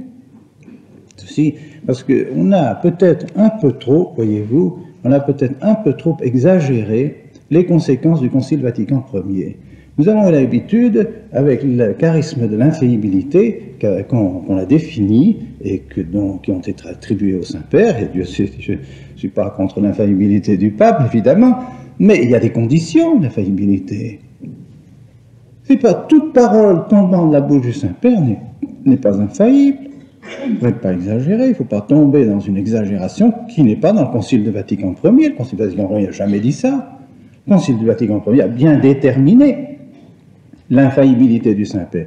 Quand il parle ex cathedra, c'est-à-dire comme chef de l'Église universelle, qu'il s'adresse à toute l'Église universelle pour définir des choses de foi ou des mœurs, de la foi ou de la morale. Et puis, dans son magistère ordinaire, lorsque le Saint-Père reprend des choses qui ont déjà été affirmées dans la tradition et qu'il ne fait que confirmer la tradition. Lorsqu'il dit, par exemple, comme dans Humanae Vitae, lorsque le pape a dit « tel pape a dit ceci », et puis tel autre pape a dit encore ceci, et puis le concile de ceci a dit ça, et puis encore ceci, et moi je confirme ceci, que ceci est vrai, que les vérités qui ont été affirmées pendant, je ne sais pas, 5, 6 fois, 10 fois dans l'Église, je la confirme de nouveau. À ce moment-là, le pape est infaillible. Dans son magistère ordinaire, même dans son magistère ordinaire, c'est-à-dire lorsqu'il ne parle pas nécessairement comme chef de l'Église universelle, ex cathedra, avec une définition solennelle, comme c'est le cas par exemple pour le dogme de l'Assomption de la Très Sainte Vierge, où le pape a défini ça de façon tout à fait solennelle. De même quand il définit dans son encyclique, les encycliques sont des actes du magistère ordinaire, les encycliques des papes sont des actes du magistère ordinaire. Si un pape dans une encyclique n'affirme rien en vertu de la tradition, il ne fait pas appel à son infaillibilité. Si au contraire il affirme quelque chose en vertu de la tradition, alors il affirme son infaillibilité. Vous voyez, et il y a des conditions. Là, on ne veut pas dire comme ça, mais c'est un concile, donc tout est vrai dans le concile, donc toutes les phrases du concile sont infaillibles. Mais non, alors on n'est plus dans ce que l'Église enseigne, et donc ici il s'agit d'un concile pastoral et non pas d'un concile dogmatique. Or, tous les autres conciles ont été des conciles dogmatiques. Les autres conciles se sont réunis contre des erreurs du temps moderne, des temps qui étaient modernes à leur temps, comme par exemple le concile de Trente s'est réuni contre le protestantisme, n'est-ce pas, pour justement affirmer les vérités que les protestants étaient en train de nier.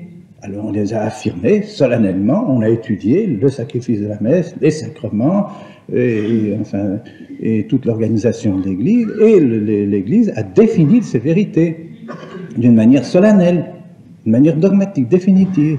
Non, on ne peut plus toucher une fois que c'est définitivement affirmé, il n'y a plus de possibilité de toucher jusqu'à la fin des temps, ce sera ce qui est ces vérités demeureront.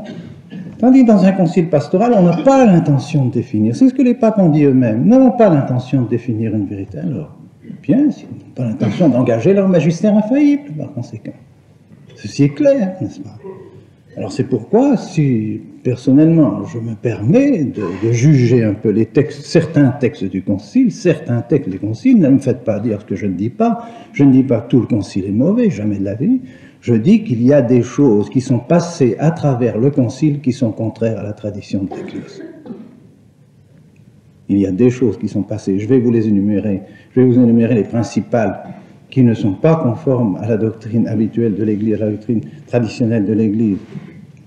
Il y a 3 objectifs qui ont été voulus par, je dirais, la fraction libérale, si vous voulez, il faut bien les nommer d'une manière pour les désigner, la fraction libérale du Concile.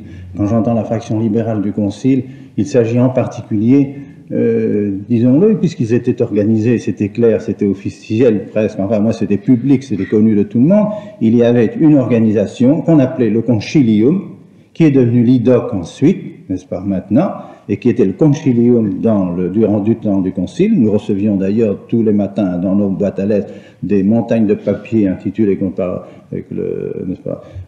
Concilium, où on nous pressait de voter dans tel ou tel sens, n'est-ce pas? Eh bien, ceux qui dirigeaient ce groupement de Concilium, c'était ce qu'on a appelé les cardinaux des bords du Rhin. C'est-à-dire cardinal Alfrings, cardinal Liénard, cardinal Suenens, cardinal Frins, cardinal Döffner, cardinal Koenig, n'est-ce pas, les cardinaux des bords du Rhin, qui s'étaient organisés, qui avaient un secrétariat, qui avaient des fonds qui venaient des conférences épiscopales, et qui s'étaient organisés très fortement. Et ce sont eux qui, en définitive, bien dire, ont fini par influencer d'une manière très forte le Concile. Comment ont-ils fait pour influencer le Concile de cette manière? Eh bien, on peut dire, ils ont lutté, évidemment, ils ont cru de leur devoir de prendre un peu en main l'orientation du Concile, Et ils sont arrivés avec, on peut dire, 2 combats préliminaires au moment du concile. Dans les premiers 15 jours, ils acquéraient 2 victoires formidables qui leur donnaient dans les mains le concile. Comment? Premièrement, par les commissions, et deuxièmement, par le rejet de tous les schémas qui ont été préparés avant le concile. Je vous dis, j'étais moi membre de la commission centrale de préparation du concile, donc je voyais tous les schémas qui venaient à la commission préparatoire. J'ai pu juger que ces schémas, je les ai, 72 schémas qui ont été préparés. Je les ai encore. Et si nous pouvions, si j'avais le temps de publier ces 72 schémas préparatoires du concile et de montrer les autres schémas qui nous ont été donnés dans le concile, on verrait l'énorme différence qu'il y a dans l'esprit, dans l'inspiration.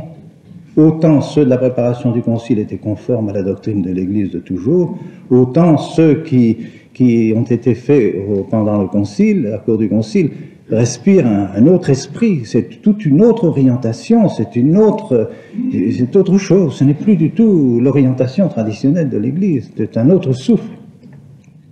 Les commissions, ils les ont eues, n'est-ce pas? Nous devions, le 2e jour, on nous a demandé de nommer, de désigner les noms de ceux qui feraient partie des commissions conciliaires, non plus des commissions préconciliaires, des commissions conciliaires. Le cardinal Ottaviani a cru bon, en toute conscience, de faire distribuer à tous les pères du concile la liste des membres de ceux qui faisaient partie des commissions préconciliaires, donc avant le concile, ceux qui avaient préparé le schéma avant le concile. Dans mon document en main, commission des liturgies, commission des sacrements, commission du sacerdoce, commission de l'Église, etc. Nous avons eu les membres de ceux qui avaient travaillé avant le concile. Mais au moment où on nous a distribué ces feuilles, un cardinal s'est levé et puis avec véhémence a dit « c'est une pression inadmissible sur le concile. Nous n'acceptons pas une chose comme ça. C'est une pression de la curie romaine pour nous imposer des noms. Et de cela, nous ne voulons pas. C'est inadmissible. » Stupéfaction dans l'Assemblée. Nous ne connaissions personne. Personne, vous savez, demandez aux évêques qui étaient là. Mais combien d'évêques connaissez-vous? Êtes-vous capable de dire qui est capable ici dans l'Assemblée de faire partie de telle commission, telle commission, telle commission? Vous connaissez? On ne connaît pas, on n'a personne. Alors évidemment, s'il y avait des commissions, ceux qui avaient déjà travaillé étaient peut-être assez désignés pour continuer, ou du moins une partie, Ah mais non, c'est une pression intolérable. Alors, bien, ça a été porté au pape Jean XXIII, qui a dit, eh bien, si c'est comme ça, alors ce seront les conférences épiscopales qui se réuniront et qui désigneront, qui suggéreront les noms de ceux qui pourraient faire partie dans leurs conférences, dans les différentes commissions. Mais ceci a dû se faire, j'avoue ne plus savoir exactement si c'est en 24 heures ou en 48 heures. En tout cas, certainement pas plus de 48 heures. C'était tellement pressé, vous voyez le temps que les évêques se réunissent, qu'ils discutent entre eux pour désigner ces noms, n'est-ce pas? Ils ont à peine le temps. Pendant ce temps-là, l'après-midi même de cette séance, nous avons reçu des listes panachées et des listes de toutes les nations avec des noms qui, soi-disant, étaient présentés par un certain nombre de conférences épiscopales. Et comment c'était possible, ça, en l'espace de quelques heures, que plusieurs conférences épiscopales aient pu se réunir et désigner tous les noms comme cela? Et pour ceux qui les connaissaient un peu, quand on se renseignait à différents pères, ils disaient, mais vous les connaissez, vous êtes de telle conférence épiscopale, ou qui est ça, qui est ça? Ah, mais ça, évidemment, ce sont tous ceux de la même orientation. Et celui-là et celui-là, nous allons trouver les Italiens, même parmi les Italiens, mais c'est là, tiens, c'est curieux, il y a un nom italien ici, un autre italien ici, un autre italien ici. Pourquoi est-ce qu'ils ont choisi cela? Qu'est-ce qui a fait? Ah, oui, c'est la même orientation, tout ça la même orientation. C'était des listes qui avaient été préparées par les cardinaux des bords du Rhin et qui nous ont été distribuées presque immédiatement. Tout était prêt déjà. Comme les autres conférences épiscopales, il y a à peine le temps de se réunir, on n'a presque rien eu, quelques listes comme ça, mais rien de consistant, rien de valable. Forcément, c'est cette liste-là qui est passée. Ils ont donc eu, dans cette orientation libérale, les 2 tiers des voix des commissions. Les 2 tiers des membres des commissions étaient dans leur tendance.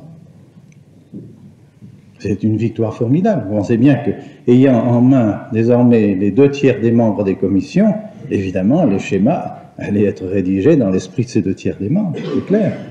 Le pape a bien essayé de rétablir un peu l'équilibre après, parce qu'il avait un tiers des voix encore qu'il pouvait nommer. Alors il a nommé certainement des hommes, on a bien senti dans la nomination des hommes que le pape essayait de faire un certain équilibre, mais 2 tiers des voix, c'est 2 tiers des voix, il n'y a rien à faire. Quand c'est aux voix, ils ne peuvent rien faire. Et c'est pourquoi nous avons donc eu des commissions qui étaient nettement orientées. D'autant plus que les commissions pouvaient ensuite nommer des sous-commissions. Et dans ces sous-commissions, on a retrouvé tous ces messieurs que maintenant vous connaissez bien, Schilbeck, Rahner, Hans Kunz, Congar, et tous ces messieurs-là étaient tous dans les sous-commissions, et c'était les mêmes qui faisaient partie de toutes les sous-commissions, et qui par conséquent préparaient les schémas pour les commissions, inspiraient les schémas pour les commissions. On ne va pas s'étonner que nous ayons eu des schémas comme celui-ci. Celui-ci, le premier schéma qui nous a été donné pour la constitution Gaudium et Spes, les choses... je peux vous lire un tout petit texte, simplement. Vous pourrez juger vous-même de l'esprit qui pouvait régner dans ces commissions. Comme préambule à tout ce schéma Gaudium et Spes, dans ce premier schéma qui nous a été donné, le genre humain passe ainsi d'une conception plutôt statique de l'ordre à une conception plus dynamique et évolutive, qui entraîne toute une problématique nouvelle. Presque tout doit donc être repensé, analysé, pour ainsi dire désintégré. Pesez bien les mots. Tout, presque tout, doit donc être repensé, analysé, pour ainsi dire désintégré en ses éléments essentiels et accidentels, pour être ensuite recomposé en abandonnant au besoin ceux-ci, les accidentels, et en engageant ceux-là, les essentiels, en de nouvelles synthèses qui devront être éprouvées au feu de l'expérience. Mais une phrase comme ça, c'est une phrase révolutionnaire. S'il faut désintégrer donc tout ce que nous avons connu comme vérité, comme structure, comme institution, désintégrer dans leurs éléments essentiels pour refaire des synthèses par des expériences nouvelles. C'est ça, c'est ce que nous vivons. C'est ce que nous vivons actuellement. Les expériences, on a désintégré les congrégations religieuses, par exemple, par les fameux chapitres extraordinaires, en leur disant, faites des expériences, ajournez-vous, faites du nouveau. Alors, bon, qu'est-ce qu'on fait de nouveau? On change ceci, on change cela, on change cela, on change encore cela, et puis les congrégations ont été éclatées, et maintenant, faites des expériences. Alors, on fait des expériences, mais Dieu sait ce que ça donne. Donc, ils ont eu d'abord les commissions. Deuxième chose, ils ont rejeté tous les schémas préparatoires. Le règlement du Concile prévoyait qu'il fallait les 2 tiers des voix pour rejeter les schémas. Au bout de 15 jours, la question s'est posée, on a eu les premiers schémas en main, donc le résultat de tout le travail de la préparation du Concile, et le même cardinal s'est levé et a dit, mais nous voudrions qu'on vote sur ces schémas pour savoir s'ils peuvent servir de base à nos discussions. Bien, ça paraissait un peu fort déjà de mettre en discussion tout de suite, dès le début, tous les schémas préparatoires d'un seul coup. Enfin, on a dit, bon, on va voter. Alors, s'il y a plus des 2 tiers des voix, les schémas sont rejetés. S'il y a moins des 2 tiers des voix, ce sont ces schémas qui ont été préparés qui doivent servir de base à nos discussions et à nos travaux. Il n'y a pas eu les 2 tiers des voix. Et si je me souviens bien, 58-60% des voix contre ces schémas. Donc il n'y avait pas les 2 tiers des voix, et donc nous devions continuer avec ces schémas comme base de discussion et base de travaux. Mais ils ont allé trouver le Saint-Père, ont tellement insisté au palais du pape Jean XXIII, que dans la séance qui a suivi, le secrétaire du Concile, Monseigneur Felici, à ce moment-là, cardinal Felici maintenant, nous a dit, eh bien, le Saint-Père a jugé qu'il valait mieux, étant donné le nombre de voix qui sont contre ces schémas, a jugé qu'il valait mieux tous les rejeter. Et par conséquent, nous nous sommes trouvés du jour au lendemain, sans aucune préparation. Rien. C'est fini, tous les schémas ont été rejetés. Alors, il a fallu vite retravailler, que les commissions se mettent au travail, et puis qu'on refasse de nouveaux schémas. Écoute, avouez que c'est tout de même une chose énorme. Et donc ce sont ces commissions, parce qu'évidemment, ayant eu les commissions, il voulait que ce soit ces commissions qui fassent les schémas, et non plus les commissions des schémas préparatoires. Parce que si on avait pris les schémas préparés déjà, si c'est ceux-là qui avaient été comme base de discussion, les commissions, évidemment, pouvaient faire quelque chose par la rédaction d'un nouveau schéma, par enfin une transformation un peu des schémas que nous avions, mais ça n'aurait pas eu l'esprit qu'ils voulaient mettre et les objectifs qu'ils voulaient atteindre. Car là, j'en viens maintenant aux objectifs. Il y a 3 objectifs principaux qu'ils ont essayé d'atteindre au cours du Concile. Parce qu'il faut bien se dire qu'il y a un certain nombre de schémas qu'on a trouvés, je dirais, accidentels, enfin secondaires, qui n'ont pas été parmi les schémas principaux. Par exemple, disons le schéma des missions, le schéma sur le sacerdoce, des schémas de ce genre-là ont été, bien, on les a fait, on les a étudiés, mais c'est passé assez vite, il n'y a pas tellement de discussions. Mais ceux qui ont été discutés, et à pied, n'est-ce pas, et qui ont été l'objet de vives discussions, eh bien, ce sont le schéma sur l'Église avec la collégialité, le schéma de la liberté religieuse et le schéma de l'œcuménisme. Ce sont les 3 schémas qui ont fait vraiment l'objet de vives discussions et qui étaient voulus justement par l'aile libérale du Concile. Et à mon sens, ces trois objectifs sont exactement les objectifs qui correspondent aux 3 mots de la Révolution française: liberté, égalité, fraternité. Liberté, liberté religieuse. Égalité, collégialité. Fraternité, œcuménisme. Vous voyez, étudiez, retournez les mots, vous verrez, c'est la même chose. Liberté religieuse.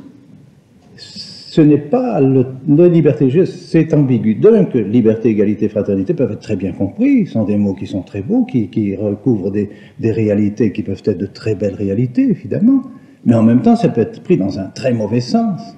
Très mauvais sens. Et il est évident que l'idéologie maçonnique qui nous a valu ces 3 mots de liberté, égalité et fraternité pour la Révolution française, n'est-ce pas, ont été déplorables, parce qu'ils ont voulu niveler, mettre l'autorité à la base et non à la tête. On a supprimé Dieu et on a mis à la place la déesse raison, l'homme, la raison. Et donc, c'est ce qui a fait éclater les sociétés civiles, c'est ce qui fait que nous sommes maintenant dans une espèce entre l'anarchie et la tyrannie, enfin que nous nous balançons toujours entre l'un et l'autre, n'est-ce pas? Eh bien, ce sont ces mots-là aussi, et ces principes-là, qui actuellement sont en train de faire éclater l'Église. La liberté religieuse n'a jamais été comprise dans le magistère de l'Église, dans le sens dans lequel elle a été comprise au Concile. Car il y a la liberté religieuse peut signifier ou la liberté de la religion ou la liberté des religions. C'est pas du tout la même chose. À la dernière séance de la commission centrale, il s'est passé un incident dramatique, qui a d'ailleurs été significatif de ce qui allait se passer dans le Concile après. Nous avons reçu, tous les membres de la commission centrale, nous avons reçu 2 schémas. Un schéma qui était intitulé « De la tolérance religieuse », « De tolerantia religiosa ». Un autre, « De libertate religiosa », sur le même thème, sur le même sujet, par 2 cardinaux différents, le cardinal Ottaviani qui nous donnait « De tolerantia religiosa » et le cardinal Béat qui nous donnait « De libertate religiosa », sur le même sujet. Quand on lisait ça, on dit « Mais enfin, c'est bizarre, c'est le même sujet, traité d'une manière différente. D'un côté, on donne un droit à toutes les religions et on les met sur le même pied, et de l'autre côté, il y a la liberté de la religion, de la vérité, et la tolérance des autres religions, la tolérance de l'erreur. » Alors, nous avons attendu la séance.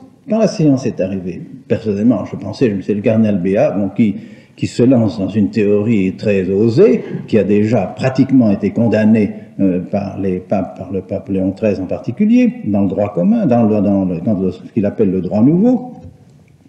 Eh bien, je me disais, le cardinal Béat va dire, oui, j'ai dit ça, mais enfin, je ne nie pas la doctrine traditionnelle de l'Église, évidemment, c'est clair, mais enfin, actuellement, il faut peut-être parler autrement qu'on ne parlait autrefois, il faudrait présenter la chose d'une manière autre, de façon à ce que ça ne heurte pas les autres religions, il faudrait quand même qu'on essaye de trouver un langage nouveau, quelque chose comme ça. J'imaginais qu'il allait dire ça, mais pas du tout. C'est qu'il s'est levé et il a dit au cardinal Ottaviani, je suis fondamentalement et essentiellement contraire à la doctrine que vous professez. Ah, mais mais est-ce possible ça? Le cardinal Ottaviani s'est levé à son tour, il a dit, Éminence, vous n'aviez pas le droit de faire ce schéma. Vous n'aviez pas le droit. C'est un schéma dogmatique. Et par conséquent, il revenait à la commission de théologie. Et ne vous revenez pas. Ah, le cardinal Béat dit, pardon, je m'occupe du secrétariat des non-chrétiens et de toutes les religions, et donc j'étais en vertu de toutes les religions que je dois étudier, ce schéma me revenait. On est trouvé comme ça, absolument en position diamétralement opposée, sur le même sujet, sur un sujet quand même important, traitant de la liberté religieuse. Alors le cardinal Ruffini s'est levé, cardinal qui est à ce moment-là de Messine, de Palerme, s'est levé et a dit, eh bien, puisque nous sommes en présence de deux de nos frères qui ne s'entendent pas et qui s'opposent, n'est-ce pas, fondamentalement, essentiellement, nous sommes obligés d'en référer à l'autorité supérieure. Et malgré tout, après cela, on a quand même demandé à chacun des cardinaux ce qu'il en pensait. Il y avait 70 cardinaux à cette commission centrale, plus une vingtaine d'archevêques et d'évêques et 4 supérieurs de congrégations religieuses. J'étais là en tant qu'archevêque, président de la conférence épiscopale de l'Afrique de l'Ouest. Eh bien, on a vu tout de suite les cardinaux qui étaient pour le cardinal Béat, les cardinaux qui étaient pour le cardinal Ottaviani. Ça a décrit le concile après. C'est-à-dire les cardinaux conservateurs et les cardinaux libéraux, n'est-ce pas? C'est clair. Eh bien, la liberté religieuse, le cardinal Ottaviani, lui, ne faisait que répéter ce que l'Église a toujours dit dans sa doctrine, dans son magistère habituel. Il y a la liberté religieuse. Les papes, quand ils demandaient la liberté religieuse, demandaient la liberté de la religion catholique, de la vérité, et non pas de toutes les religions. Mais alors, il y avait la tolérance des religions. On tolérait l'erreur. De même que vous et que moi, nous tolérons nos défauts. On ne va pas se suicider parce qu'on a des défauts. On tolère nos défauts, mais je pense que vous ne mettez pas vos défauts et vos vertus sur le même pied. Et je pense que si vous avez des erreurs, et puis que vous avez une partie d'erreurs et puis de la vérité, vous ne mettez pas la vérité et l'erreur sur le même pied. On ne met pas le ciel et l'enfer sur le même pied. Il n'y a pas de compromis. Alors on dit, mais vous êtes des intransigeants, vous êtes des intolérants. Alors qu'est-ce que vous voulez que j'y fasse? Il n'y a pas de compromis entre l'erreur et la vérité, il n'y a pas de compromis entre le ciel et l'enfer, il n'y a pas de compromis entre la vice et la vertu, il n'y a rien à faire. La vertu s'oppose au vice, le vice s'oppose à la vertu. Nous n'y pouvons rien. Et c'est cela. Alors on tolère le vice, on tolère l'erreur, parce qu'on ne peut pas faire autrement, mais on ne peut pas dire qu'on le met sur le même pied. Ceci est très important. Donc il y a eu ce schéma de la liberté religieuse, et enfin le schéma de l'œcuménisme. L'œcuménisme, c'est la fraternité. On ne veut plus parler d'hérétiques. On parle de nos frères séparés, de nos frères les maçons, de nos frères communistes, de nos frères... Les frères, fraternité. Et comment peut-on parler comme cela? Eh bien, on parle comme cela quand on supprime le Père. Or, nous avons un Père qui est le Pape. Alors, si ceux-là n'ont pas pour Père le Pape, ils ne sont pas nos frères. Que voulez-vous qu'on y fasse? De même qu'au moment de la Révolution française, on a supprimé Dieu, qui est le Père de tous les hommes, et on a voulu établir la fraternité. Mais réfléchissez tant que vous voulez, je ne sais pas comment on peut parler de fraternité lorsqu'on n'a plus de père, lorsqu'on n'a plus le même père. Eh bien c'est cela, c'est par ces mots qu'est entrée une idéologie qui n'était jamais pénétrée dans l'Église jusqu'à présent. Les papes avaient toujours fait un barrage absolument infranchissable contre ces doctrines de la Révolution française qui ont pénétré dans toute la société civile. Tout au long du XIXe siècle, on peut dire que les papes ont parlé contre cela et ont condamné ces erreurs, n'est-ce pas? Eh bien, maintenant, je pense sincèrement que c'est de ces erreurs que, actuellement, nous mourrons en quelque sorte, que l'Église ne mourra pas, bien sûr, elle a la parole de la vie éternelle, mais enfin que nous sommes profondément secoués. Regardez la collégialité qui s'établit partout. On veut mettre l'autorité à la base. J'ai lu dans certains synodes, je ne vais pas vous donner tous les noms des synodes dont j'ai eu les actes dans les mains, des synodes où l'on préconise un comité paroissial qui élit les membres plutôt la paroisse, élit un comité paroissial dont le prêtre n'est qu'un membre. Le prêtre doit être élu dans ce comité paroissial, mais est un membre comme les autres. Puis ensuite, ce comité élit le comité décanal, puis le comité décanal élit le comité diocésain, et le comité diocésain, en principe, devrait élire l'évêque. Et ceci sont des propositions qui sont faites dans des synodes de pays catholiques, pour l'Église catholique. C'est le principe de l'autorité. On ne veut plus de l'autorité venant d'en haut et de l'autorité personnelle. L'autorité du pape est pourtant une autorité personnelle. L'autorité de l'évêque est une autorité qui lui est donnée par son sacre. L'autorité du prêtre est une autorité qui lui est donnée par sa consécration sacerdotale, par l'ordre qu'il a reçu. Mais on ne veut plus de ça maintenant. Ah non, non, c'est intolérable de notre temps, à notre époque démocratique, nous ne pouvons plus admettre des choses pareilles. Alors ceci est très grave, très très grave. Et alors je vous ai parlé de la liberté religieuse, et vers l'œcuménisme, eh bien, nous en arrivons à une confusion invraisemblable avec ces intercommunions, avec les mariages mixtes où l'on ne demande plus aux parents de protéger la foi des enfants, où maintenant c'est presque admis en Suisse, par exemple, que désormais les conjoints, donc qui sont protestants ou catholiques, pourront assister le dimanche, soit au culte, soit à la messe, et qu'ils rempliront leur devoir dominical. Confusion totale des religions. Où est la vraie foi alors? On ne sait plus. C'est excessivement grave. Et je pense que ça vient de cet esprit œcuménique exagéré qui est un certain œcuménisme, qu'on aime les protestants en leur donnant la vérité, alors que les protestants étaient tout proches de la conversion universelle. Il y avait 180 000 conversions de protestants aux États-Unis avant le Concile. Il y avait 80 000 conversions de protestants en Angleterre avant le Concile. Il y en a pour ainsi dire plus maintenant. Et je suis persuadé que si on avait fait un concile, ou au contraire on avait magnifié la vérité de l'Église, la nécessité de l'Église, la charité de l'Église, la charité qu'est la vérité, n'est-ce pas?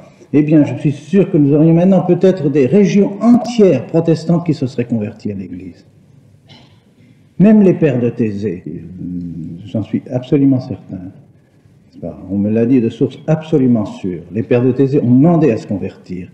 Et on leur a préféré leur dire, attendez la conversion, le concile vient, vous ferez le pont entre les protestants et les catholiques. C'est grave de dire à des gens qui veulent se convertir, qui veulent venir à l'église, qui veulent abjurer leurs erreurs, attendez, vous saurez qu'elle ne reviendra pas. Voilà donc ce que je voulais vous dire et que je pense très sincèrement. Alors qu'est-ce que nous devons faire? Dernière partie, qu'est-ce que nous devons faire? Eh bien, nous devons d'abord, justement, protéger notre foi. Si notre foi est en danger, il faut la protéger, absolument. Donc, l'affirmer, affirmer notre foi, réciter notre credo, étudier notre foi, retrouver nos bons vieux catéchismes et enseigner la vraie doctrine à nos enfants. Il ne faut pas qu'on les mette dans l'erreur, il ne faut pas que c'est des catéchismes où on enseigne que le baptême est simplement l'amitié de Dieu, nous rend l'amitié de Dieu, sans parler des péchés originels. N'est-ce pas? Credo in baptismum in remissionem peccatorum, n'est-ce pas? Le baptême pour la rémission des péchés, c'est dans le credo, n'est-ce pas? Dans le credo que nous récitons à la Sainte Messe. Et donc, affirmer notre foi, et puis prier. Vous savez, la foi est une grâce, la foi est un don. C'est pas par nos propres efforts que nous pouvons garder notre foi. Il faut donc prier. Comme les apôtres ont dit à notre Seigneur, « Seigneur, nous croyons, mais augmentez notre foi. » Bien, vous aussi, priez, mettez-vous à genoux le soir, en famille, récitez le chapelet, demandez à la très sainte Vierge Marie de garder votre foi, elle qui est la reine de votre maison, elle qui est forte comme une armée rangée en bataille contre les assauts du démon, vous ne sauverez votre foi qu'à ce prix. Actuellement, l'époque est au héros. Si vous n'avez pas une âme de héros, une âme de martyr, une âme de combattant, vous perdrez votre foi. Petit à petit, comme un poison lent et qui s'inocule doucement, lentement, et vous vous retrouverez, dans quelques années peut-être, vous ne croirez plus à la présence réelle de l'Eucharistie, vous ne croirez peut-être plus à la virginité de la Très Sainte Vierge, vous ne prierez plus la Très Sainte Vierge. Vous ne saurez plus où est la vérité, si elle est dans l'Église catholique, ou si elle est dans l'Église protestante, ou si elle est dans d'autres religions. On voit maintenant des bouddhistes avec ce yoga, avec toutes ces théories nouvelles, avec ce pentecôtisme qui est en train de se multiplier partout, n'est-ce pas? Eh bien, c'est la confusion totale dans les idées, avec ces théologiens qui enseignent n'importe quoi au nom de la recherche théologique. Les esprits sont complètement troublés. Alors c'est dangereux, donc il faut garder notre foi à tout prix. Alors priez, je vous en supplie. Et renoncez-vous, pénitence aussi, prière et pénitence, c'est ce qu'a demandé la Très Sainte Vierge. Vous êtes chrétien, vous ne devez plus faire partie du monde. Vous êtes dans le monde, mais vous n'êtes pas du monde. Et vous croyez que c'est en regardant la télévision pendant des heures de la journée que vos enfants garderont la foi et garderont la morale surtout. Lorsqu'ils verront à longueur de journée que les héros de ces films que l'on passe au cinéma, ce sont les héros de l'immoralité. C'est celui qui aura été plus immoral qui est présenté comme le héros du film. Alors vous croyez que vos enfants garderont le sens du péché, qu'ils comprendront encore la moralité? À l'âge, quand ils ont 3 ans, 4 ans, ils sont là devant ces films, ils voient des nudités, ils voient des choses immorales et tout ça. Et vous croyez que ça ne pénètre pas dans ces petits yeux d'enfants? Et que vous n'êtes pas en train de leur salir leur cœur et de leur durcir le cœur et qu'ils ne comprendront plus rien au sens moral du péché? C'est grave, il faut penser à cela. Le bon Dieu nous l'a dit, nous ne pouvons pas être du monde, nous ne pouvons pas aimer le monde, nous sommes chrétiens, nous devons aimer la croix de notre Seigneur Jésus-Christ, nous devons aimer la vérité, nous devons aimer la vertu. Si nous devons aimer la vertu, nous ne pouvons pas nous adonner à des spectacles qui sont vicieux. On ne reste pas indéfiniment dans un milieu vicieux sans en être atteint plus ou moins. Alors introduire dans les maisons de mauvaises images, de mauvais films, des revues pornographiques, des choses qui sont inadmissibles pour les yeux des enfants, eh bien, ce n'est pas permis pour des chrétiens. Il faut être énergique. Je vais vous raconter un petit fait, enfin je ne vous demande pas de le faire, mais pour vous dire jusqu'où vont quelquefois le courage de certains chrétiens. Je sais pas, enfin vous me direz peut-être que c'est pas du courage, que c'est pas très raisonnable, mais enfin vous jugerez ça comme vous voudrez, mais enfin c'est un fait qui est arrivé. On m'a raconté au Canada que des personnes donc allaient faire des visites chez des amis et puis on récitait le chapelet le soir avec eux. Et alors, après le chapelet, ils ont dit à ceux qui étaient venus visiter leurs amis, on dit à ces personnes, mais écoutez, ce poste de télévision là, mais pour vos enfants c'est une abomination, il ne faut pas laisser ça. Ah ben les autres, réfléchissez un peu, ils ont dit, oh, après tout, au fond, vous avez raison. Alors, on a sorti le poste de télévision, puis tiens un coup de fusil dans la télévision, c'était fini. Je ne dis pas de faire ça. Je ne vous dis pas de faire la même chose. Mais enfin, c'est pour vous dire, vous voyez, quelquefois, des gens qui prennent conscience tout d'un coup du danger que peuvent courir leurs enfants devant des vues abominables, et ils se sont dit, allez, dehors, on n'en veut plus. Mais ça paraît un peu, bien sûr, exagéré, un peu ridicule si vous voulez, mais c'est tout de même, enfin, quand on a le sens moral, quand on cherche quand même à protéger sa famille, il y a des choses qu'on ne peut pas voir. Vous voulez, dans nos congrégations religieuses, certainement la télévision était pour beaucoup dans la dégradation de nos congrégations religieuses actuellement. Voyez-vous, dans notre société, il m'est arrivé comme supérieur général de faire la visite de nos maisons, bien sûr.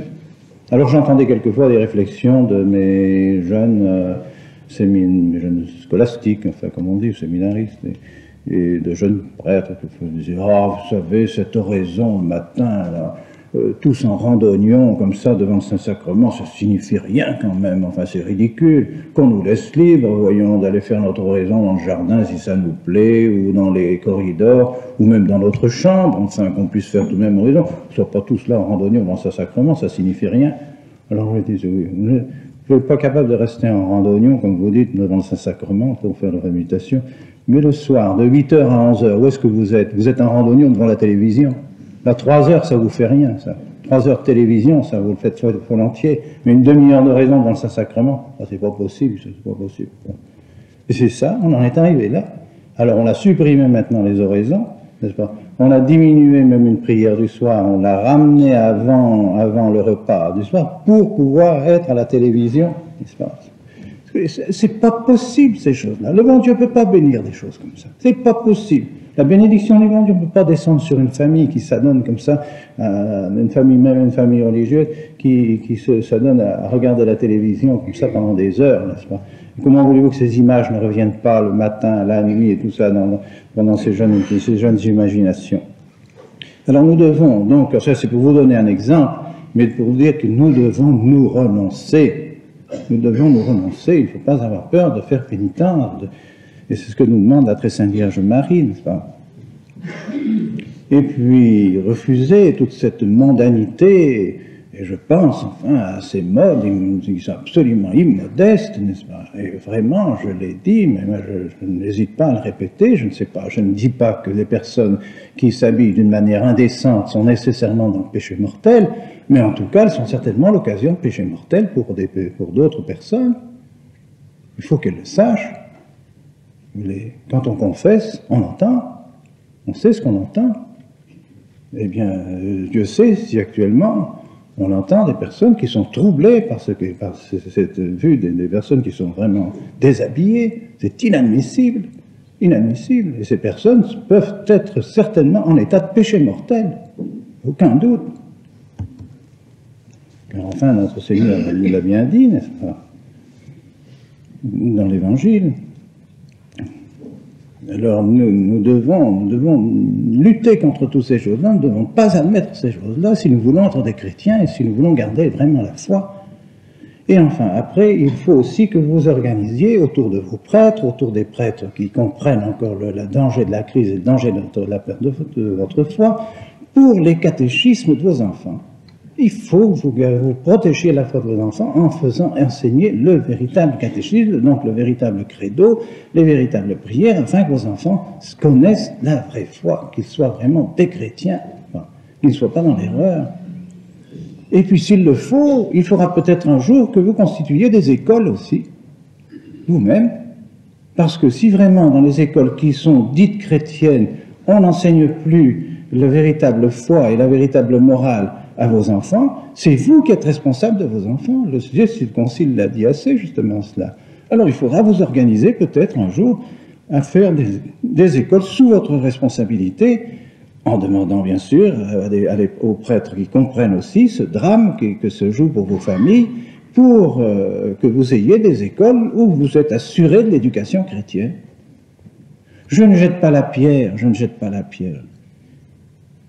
Même aux religieux et aux religieuses qui sont pris je dirais, dans un tourbillon, dans une situation invraisemblable.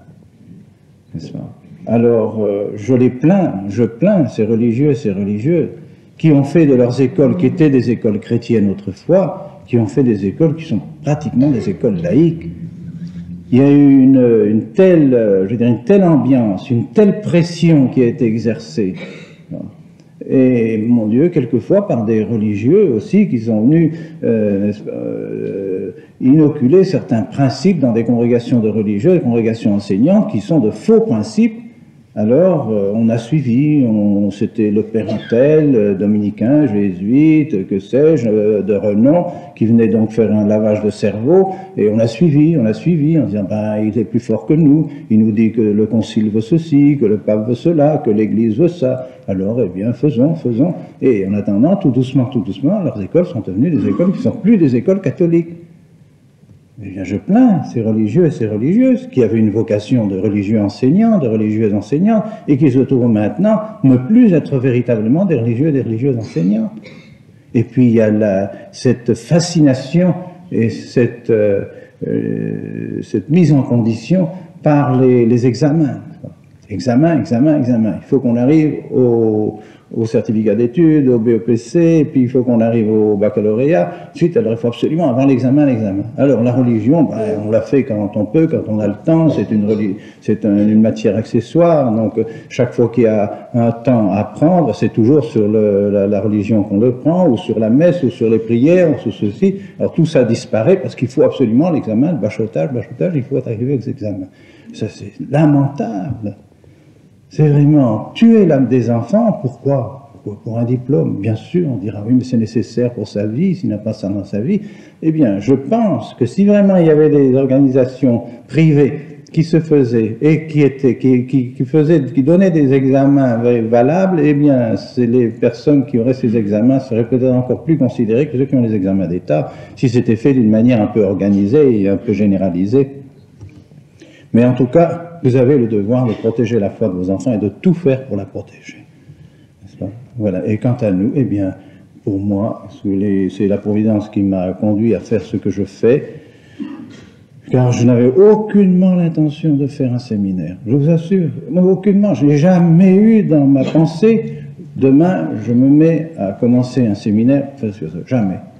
C'est la Providence qui m'a poussé vraiment. Quand j'ai donné ma démission comme supérieur général, j'étais donc libre, je pensais me retirer à Rome, j'avais déjà un petit appartement, et je pensais finir mes jours là, tant que le bon Dieu m'appelle.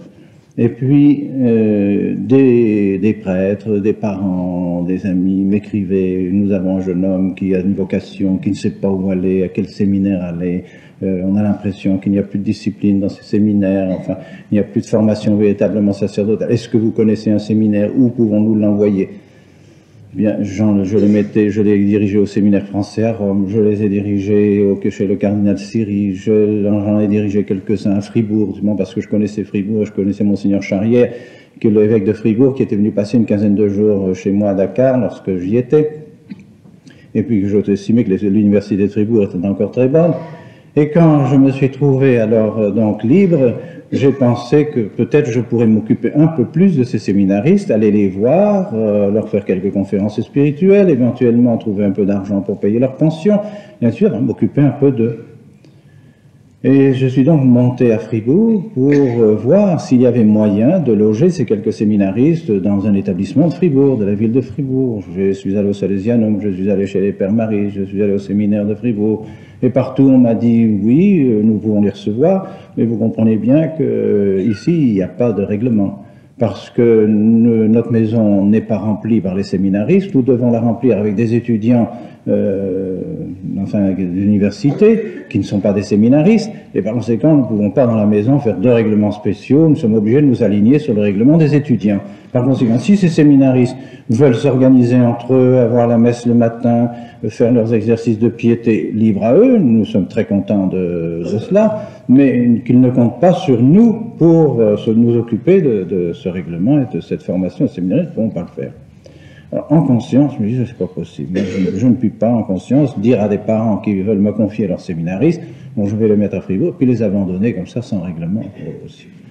Alors, je me dis, bien, la Providence me dira si je dois faire quelque chose ou pas, en allant trouver Monseigneur Charrière. Si Monseigneur Charrière, l'évêque de Fribourg, m'encourage, eh bien, je marcherai.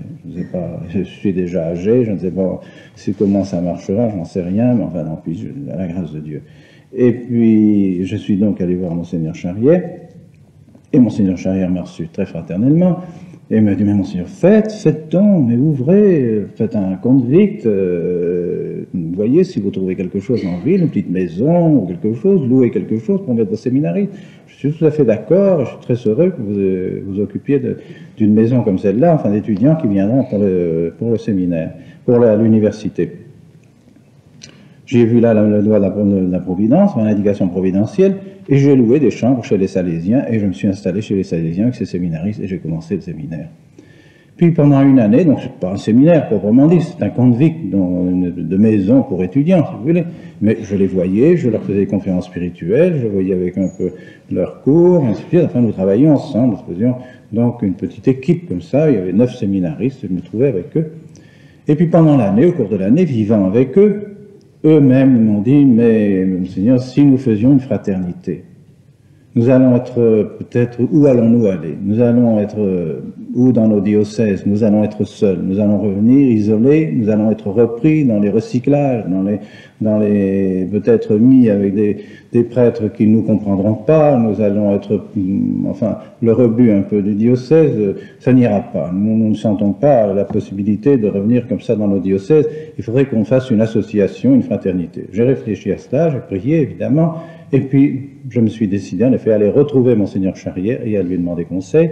Et Monseigneur Charrière m'a dit, mais si vous voulez faire une fraternité, je suis prêt à vous signer le décret d'érection de votre fraternité. Je suis donc parti, fait les statuts de la fraternité, et puis Monseigneur Charrière m'a signé le décret d'érection de la fraternité sacerdotale de Saint-Pédis.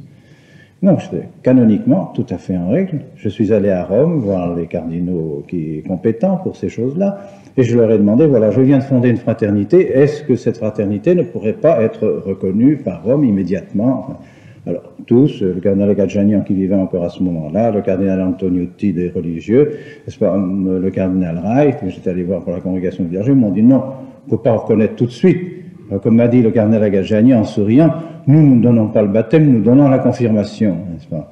Et ce qu'il voulait dire, vivez d'abord pendant quelques années, quand vous serez un peu fort, quand vous aurez quelques années, quand on verra que c'est vraiment une société qui vit, qui est un... Eh bien, à ce moment-là, nous confirmerons.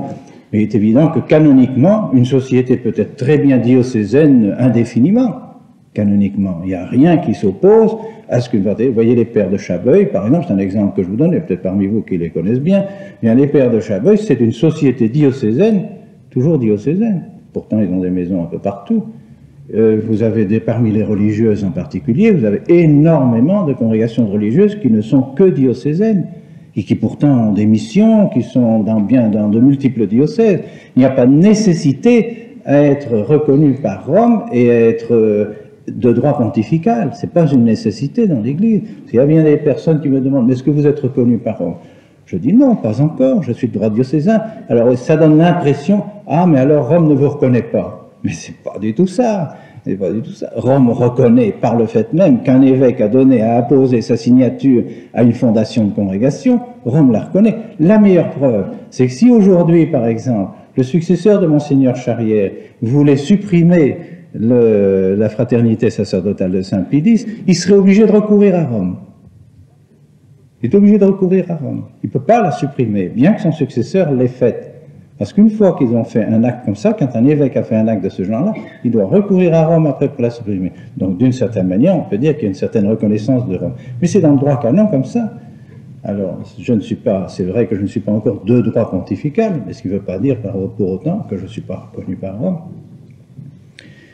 Et donc, ils m'ont dit, encore dernièrement, le cardinal Antonucci m'a dit, qui est le patron de la congrégation des religieux et de toutes les sociétés qui s'organisent dans l'Église, il m'a dit, il faut en compter n'est-ce pas, tout de même que vous ayez au moins 50 membres pour que nous puissions étudier la question de du droit pontifical. Qu'est-ce que ça donne, le droit pontifical? C'est-à-dire, ça donne une certaine exemption, attention, une certaine exemption des évêques, c'est-à-dire une certaine liberté vis-à-vis des évêques. Mais on ne peut pas s'installer partout pour autant.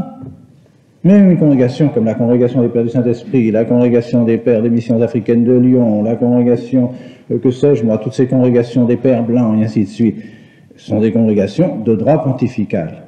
Mais elles ne peuvent pas s'installer n'importe où. Il faut toujours l'autorisation de l'évêque, toujours. Si aujourd'hui je viens à vouloir avoir une maison ici dans le diocèse de Vannes, il faut que j'aille trouver Monseigneur l'évêque de Vannes pour lui demander s'il accepte que je fasse une maison dans son diocèse. C'est évident. Quand j'étais à Dakar comme évêque, j'ai fait venir je ne sais pas combien de congrégations religieuses, si je me souviens bien, une dizaine de congrégations de sœurs et au moins 5 ou 6 congrégations de pères et de frères. Mais il fallait mon autorisation pour que ces congrégations viennent. Je ne les aurais pas acceptées sans autorisation, évidemment. Donc, on ne peut pas s'installer n'importe où, comme ça, c'est normal. Mais cependant, une fois installé, l'évêque n'a pas autant de juridiction sur une congrégation qui dépend de Rome directement que sur une congrégation qui est diocésaine. Il a plus de droit sur une congrégation diocésaine que sur une congrégation qui dépend de Rome. C'est tout. Donc, vous voyez, comprenez bien ces choses. Ensuite, on me dit, ah, mais votre séminaire n'est pas approuvé par la congrégation des séminaires et universités. Mais je n'ai pas besoin d'approbation de la congrégation des séminaires et universités pour faire un séminaire. L'évêque me donne un décret. Votre société est autorisée selon les statuts qui sont ici et les statuts vous sont approuvés. Dans les statuts d'une société qui commence, eh bien, il faut bien une maison de formation. Il est prévu qu'il y aura des maisons de formation. Il faut bien recruter du monde. Il faut bien former les membres de la société. Si on ne peut pas former les membres de la société, c'est pour la peine d'en avoir. Et on est mort-né, n'est-ce pas? C'est pour la peine. Alors, c'est marqué dans les statuts qu'on peut ouvrir des maisons de formation. Là encore, avec l'autorisation de l'évêque du lieu.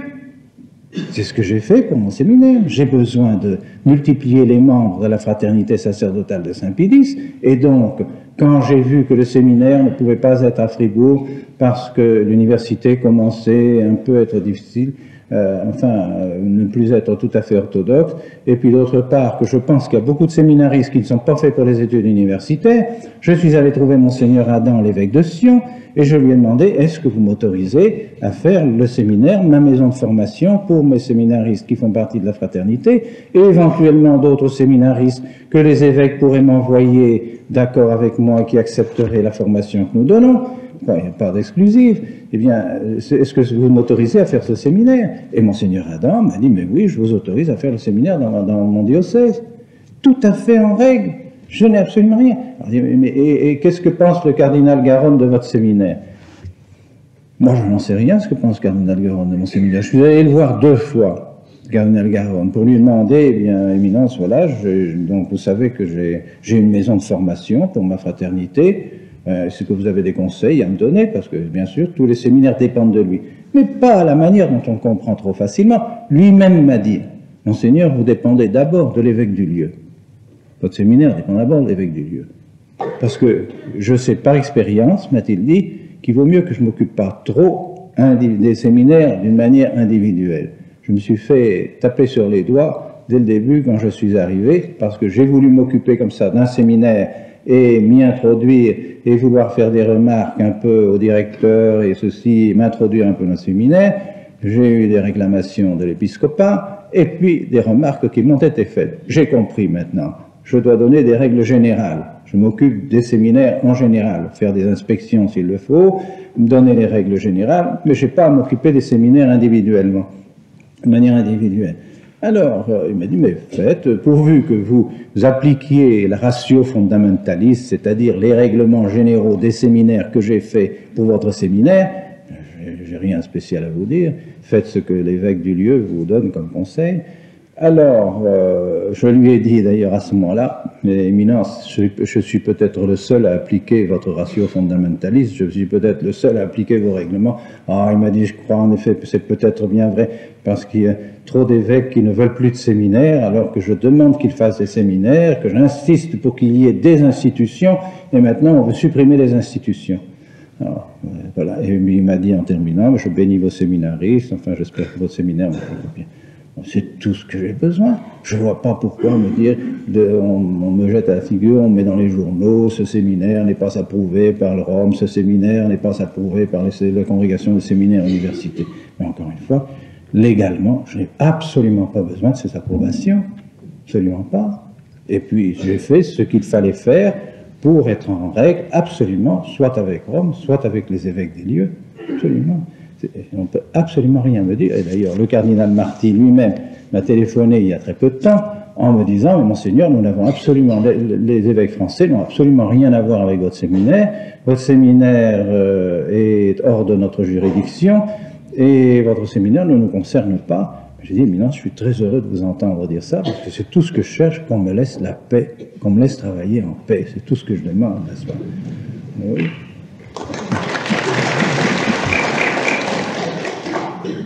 Moyennant quoi, en tout cas, ce qui est certain, c'est que je puis vous dire que le séminaire, je ne sais pas comment ça s'est fait, moi-même je remercie le bon Dieu, mais je suis obligé de constater que vraiment, je pense que le bon Dieu l'a béni, parce qu'en l'espace de 3 ans, donc, j'ai maintenant 65 séminaristes, j'ai 2 maisons, et j'ai pu construire 2 bâtiments importants pour lesquels je n'ai aucune dette, et donc, je pense que le bon Dieu bénit vraiment cette œuvre.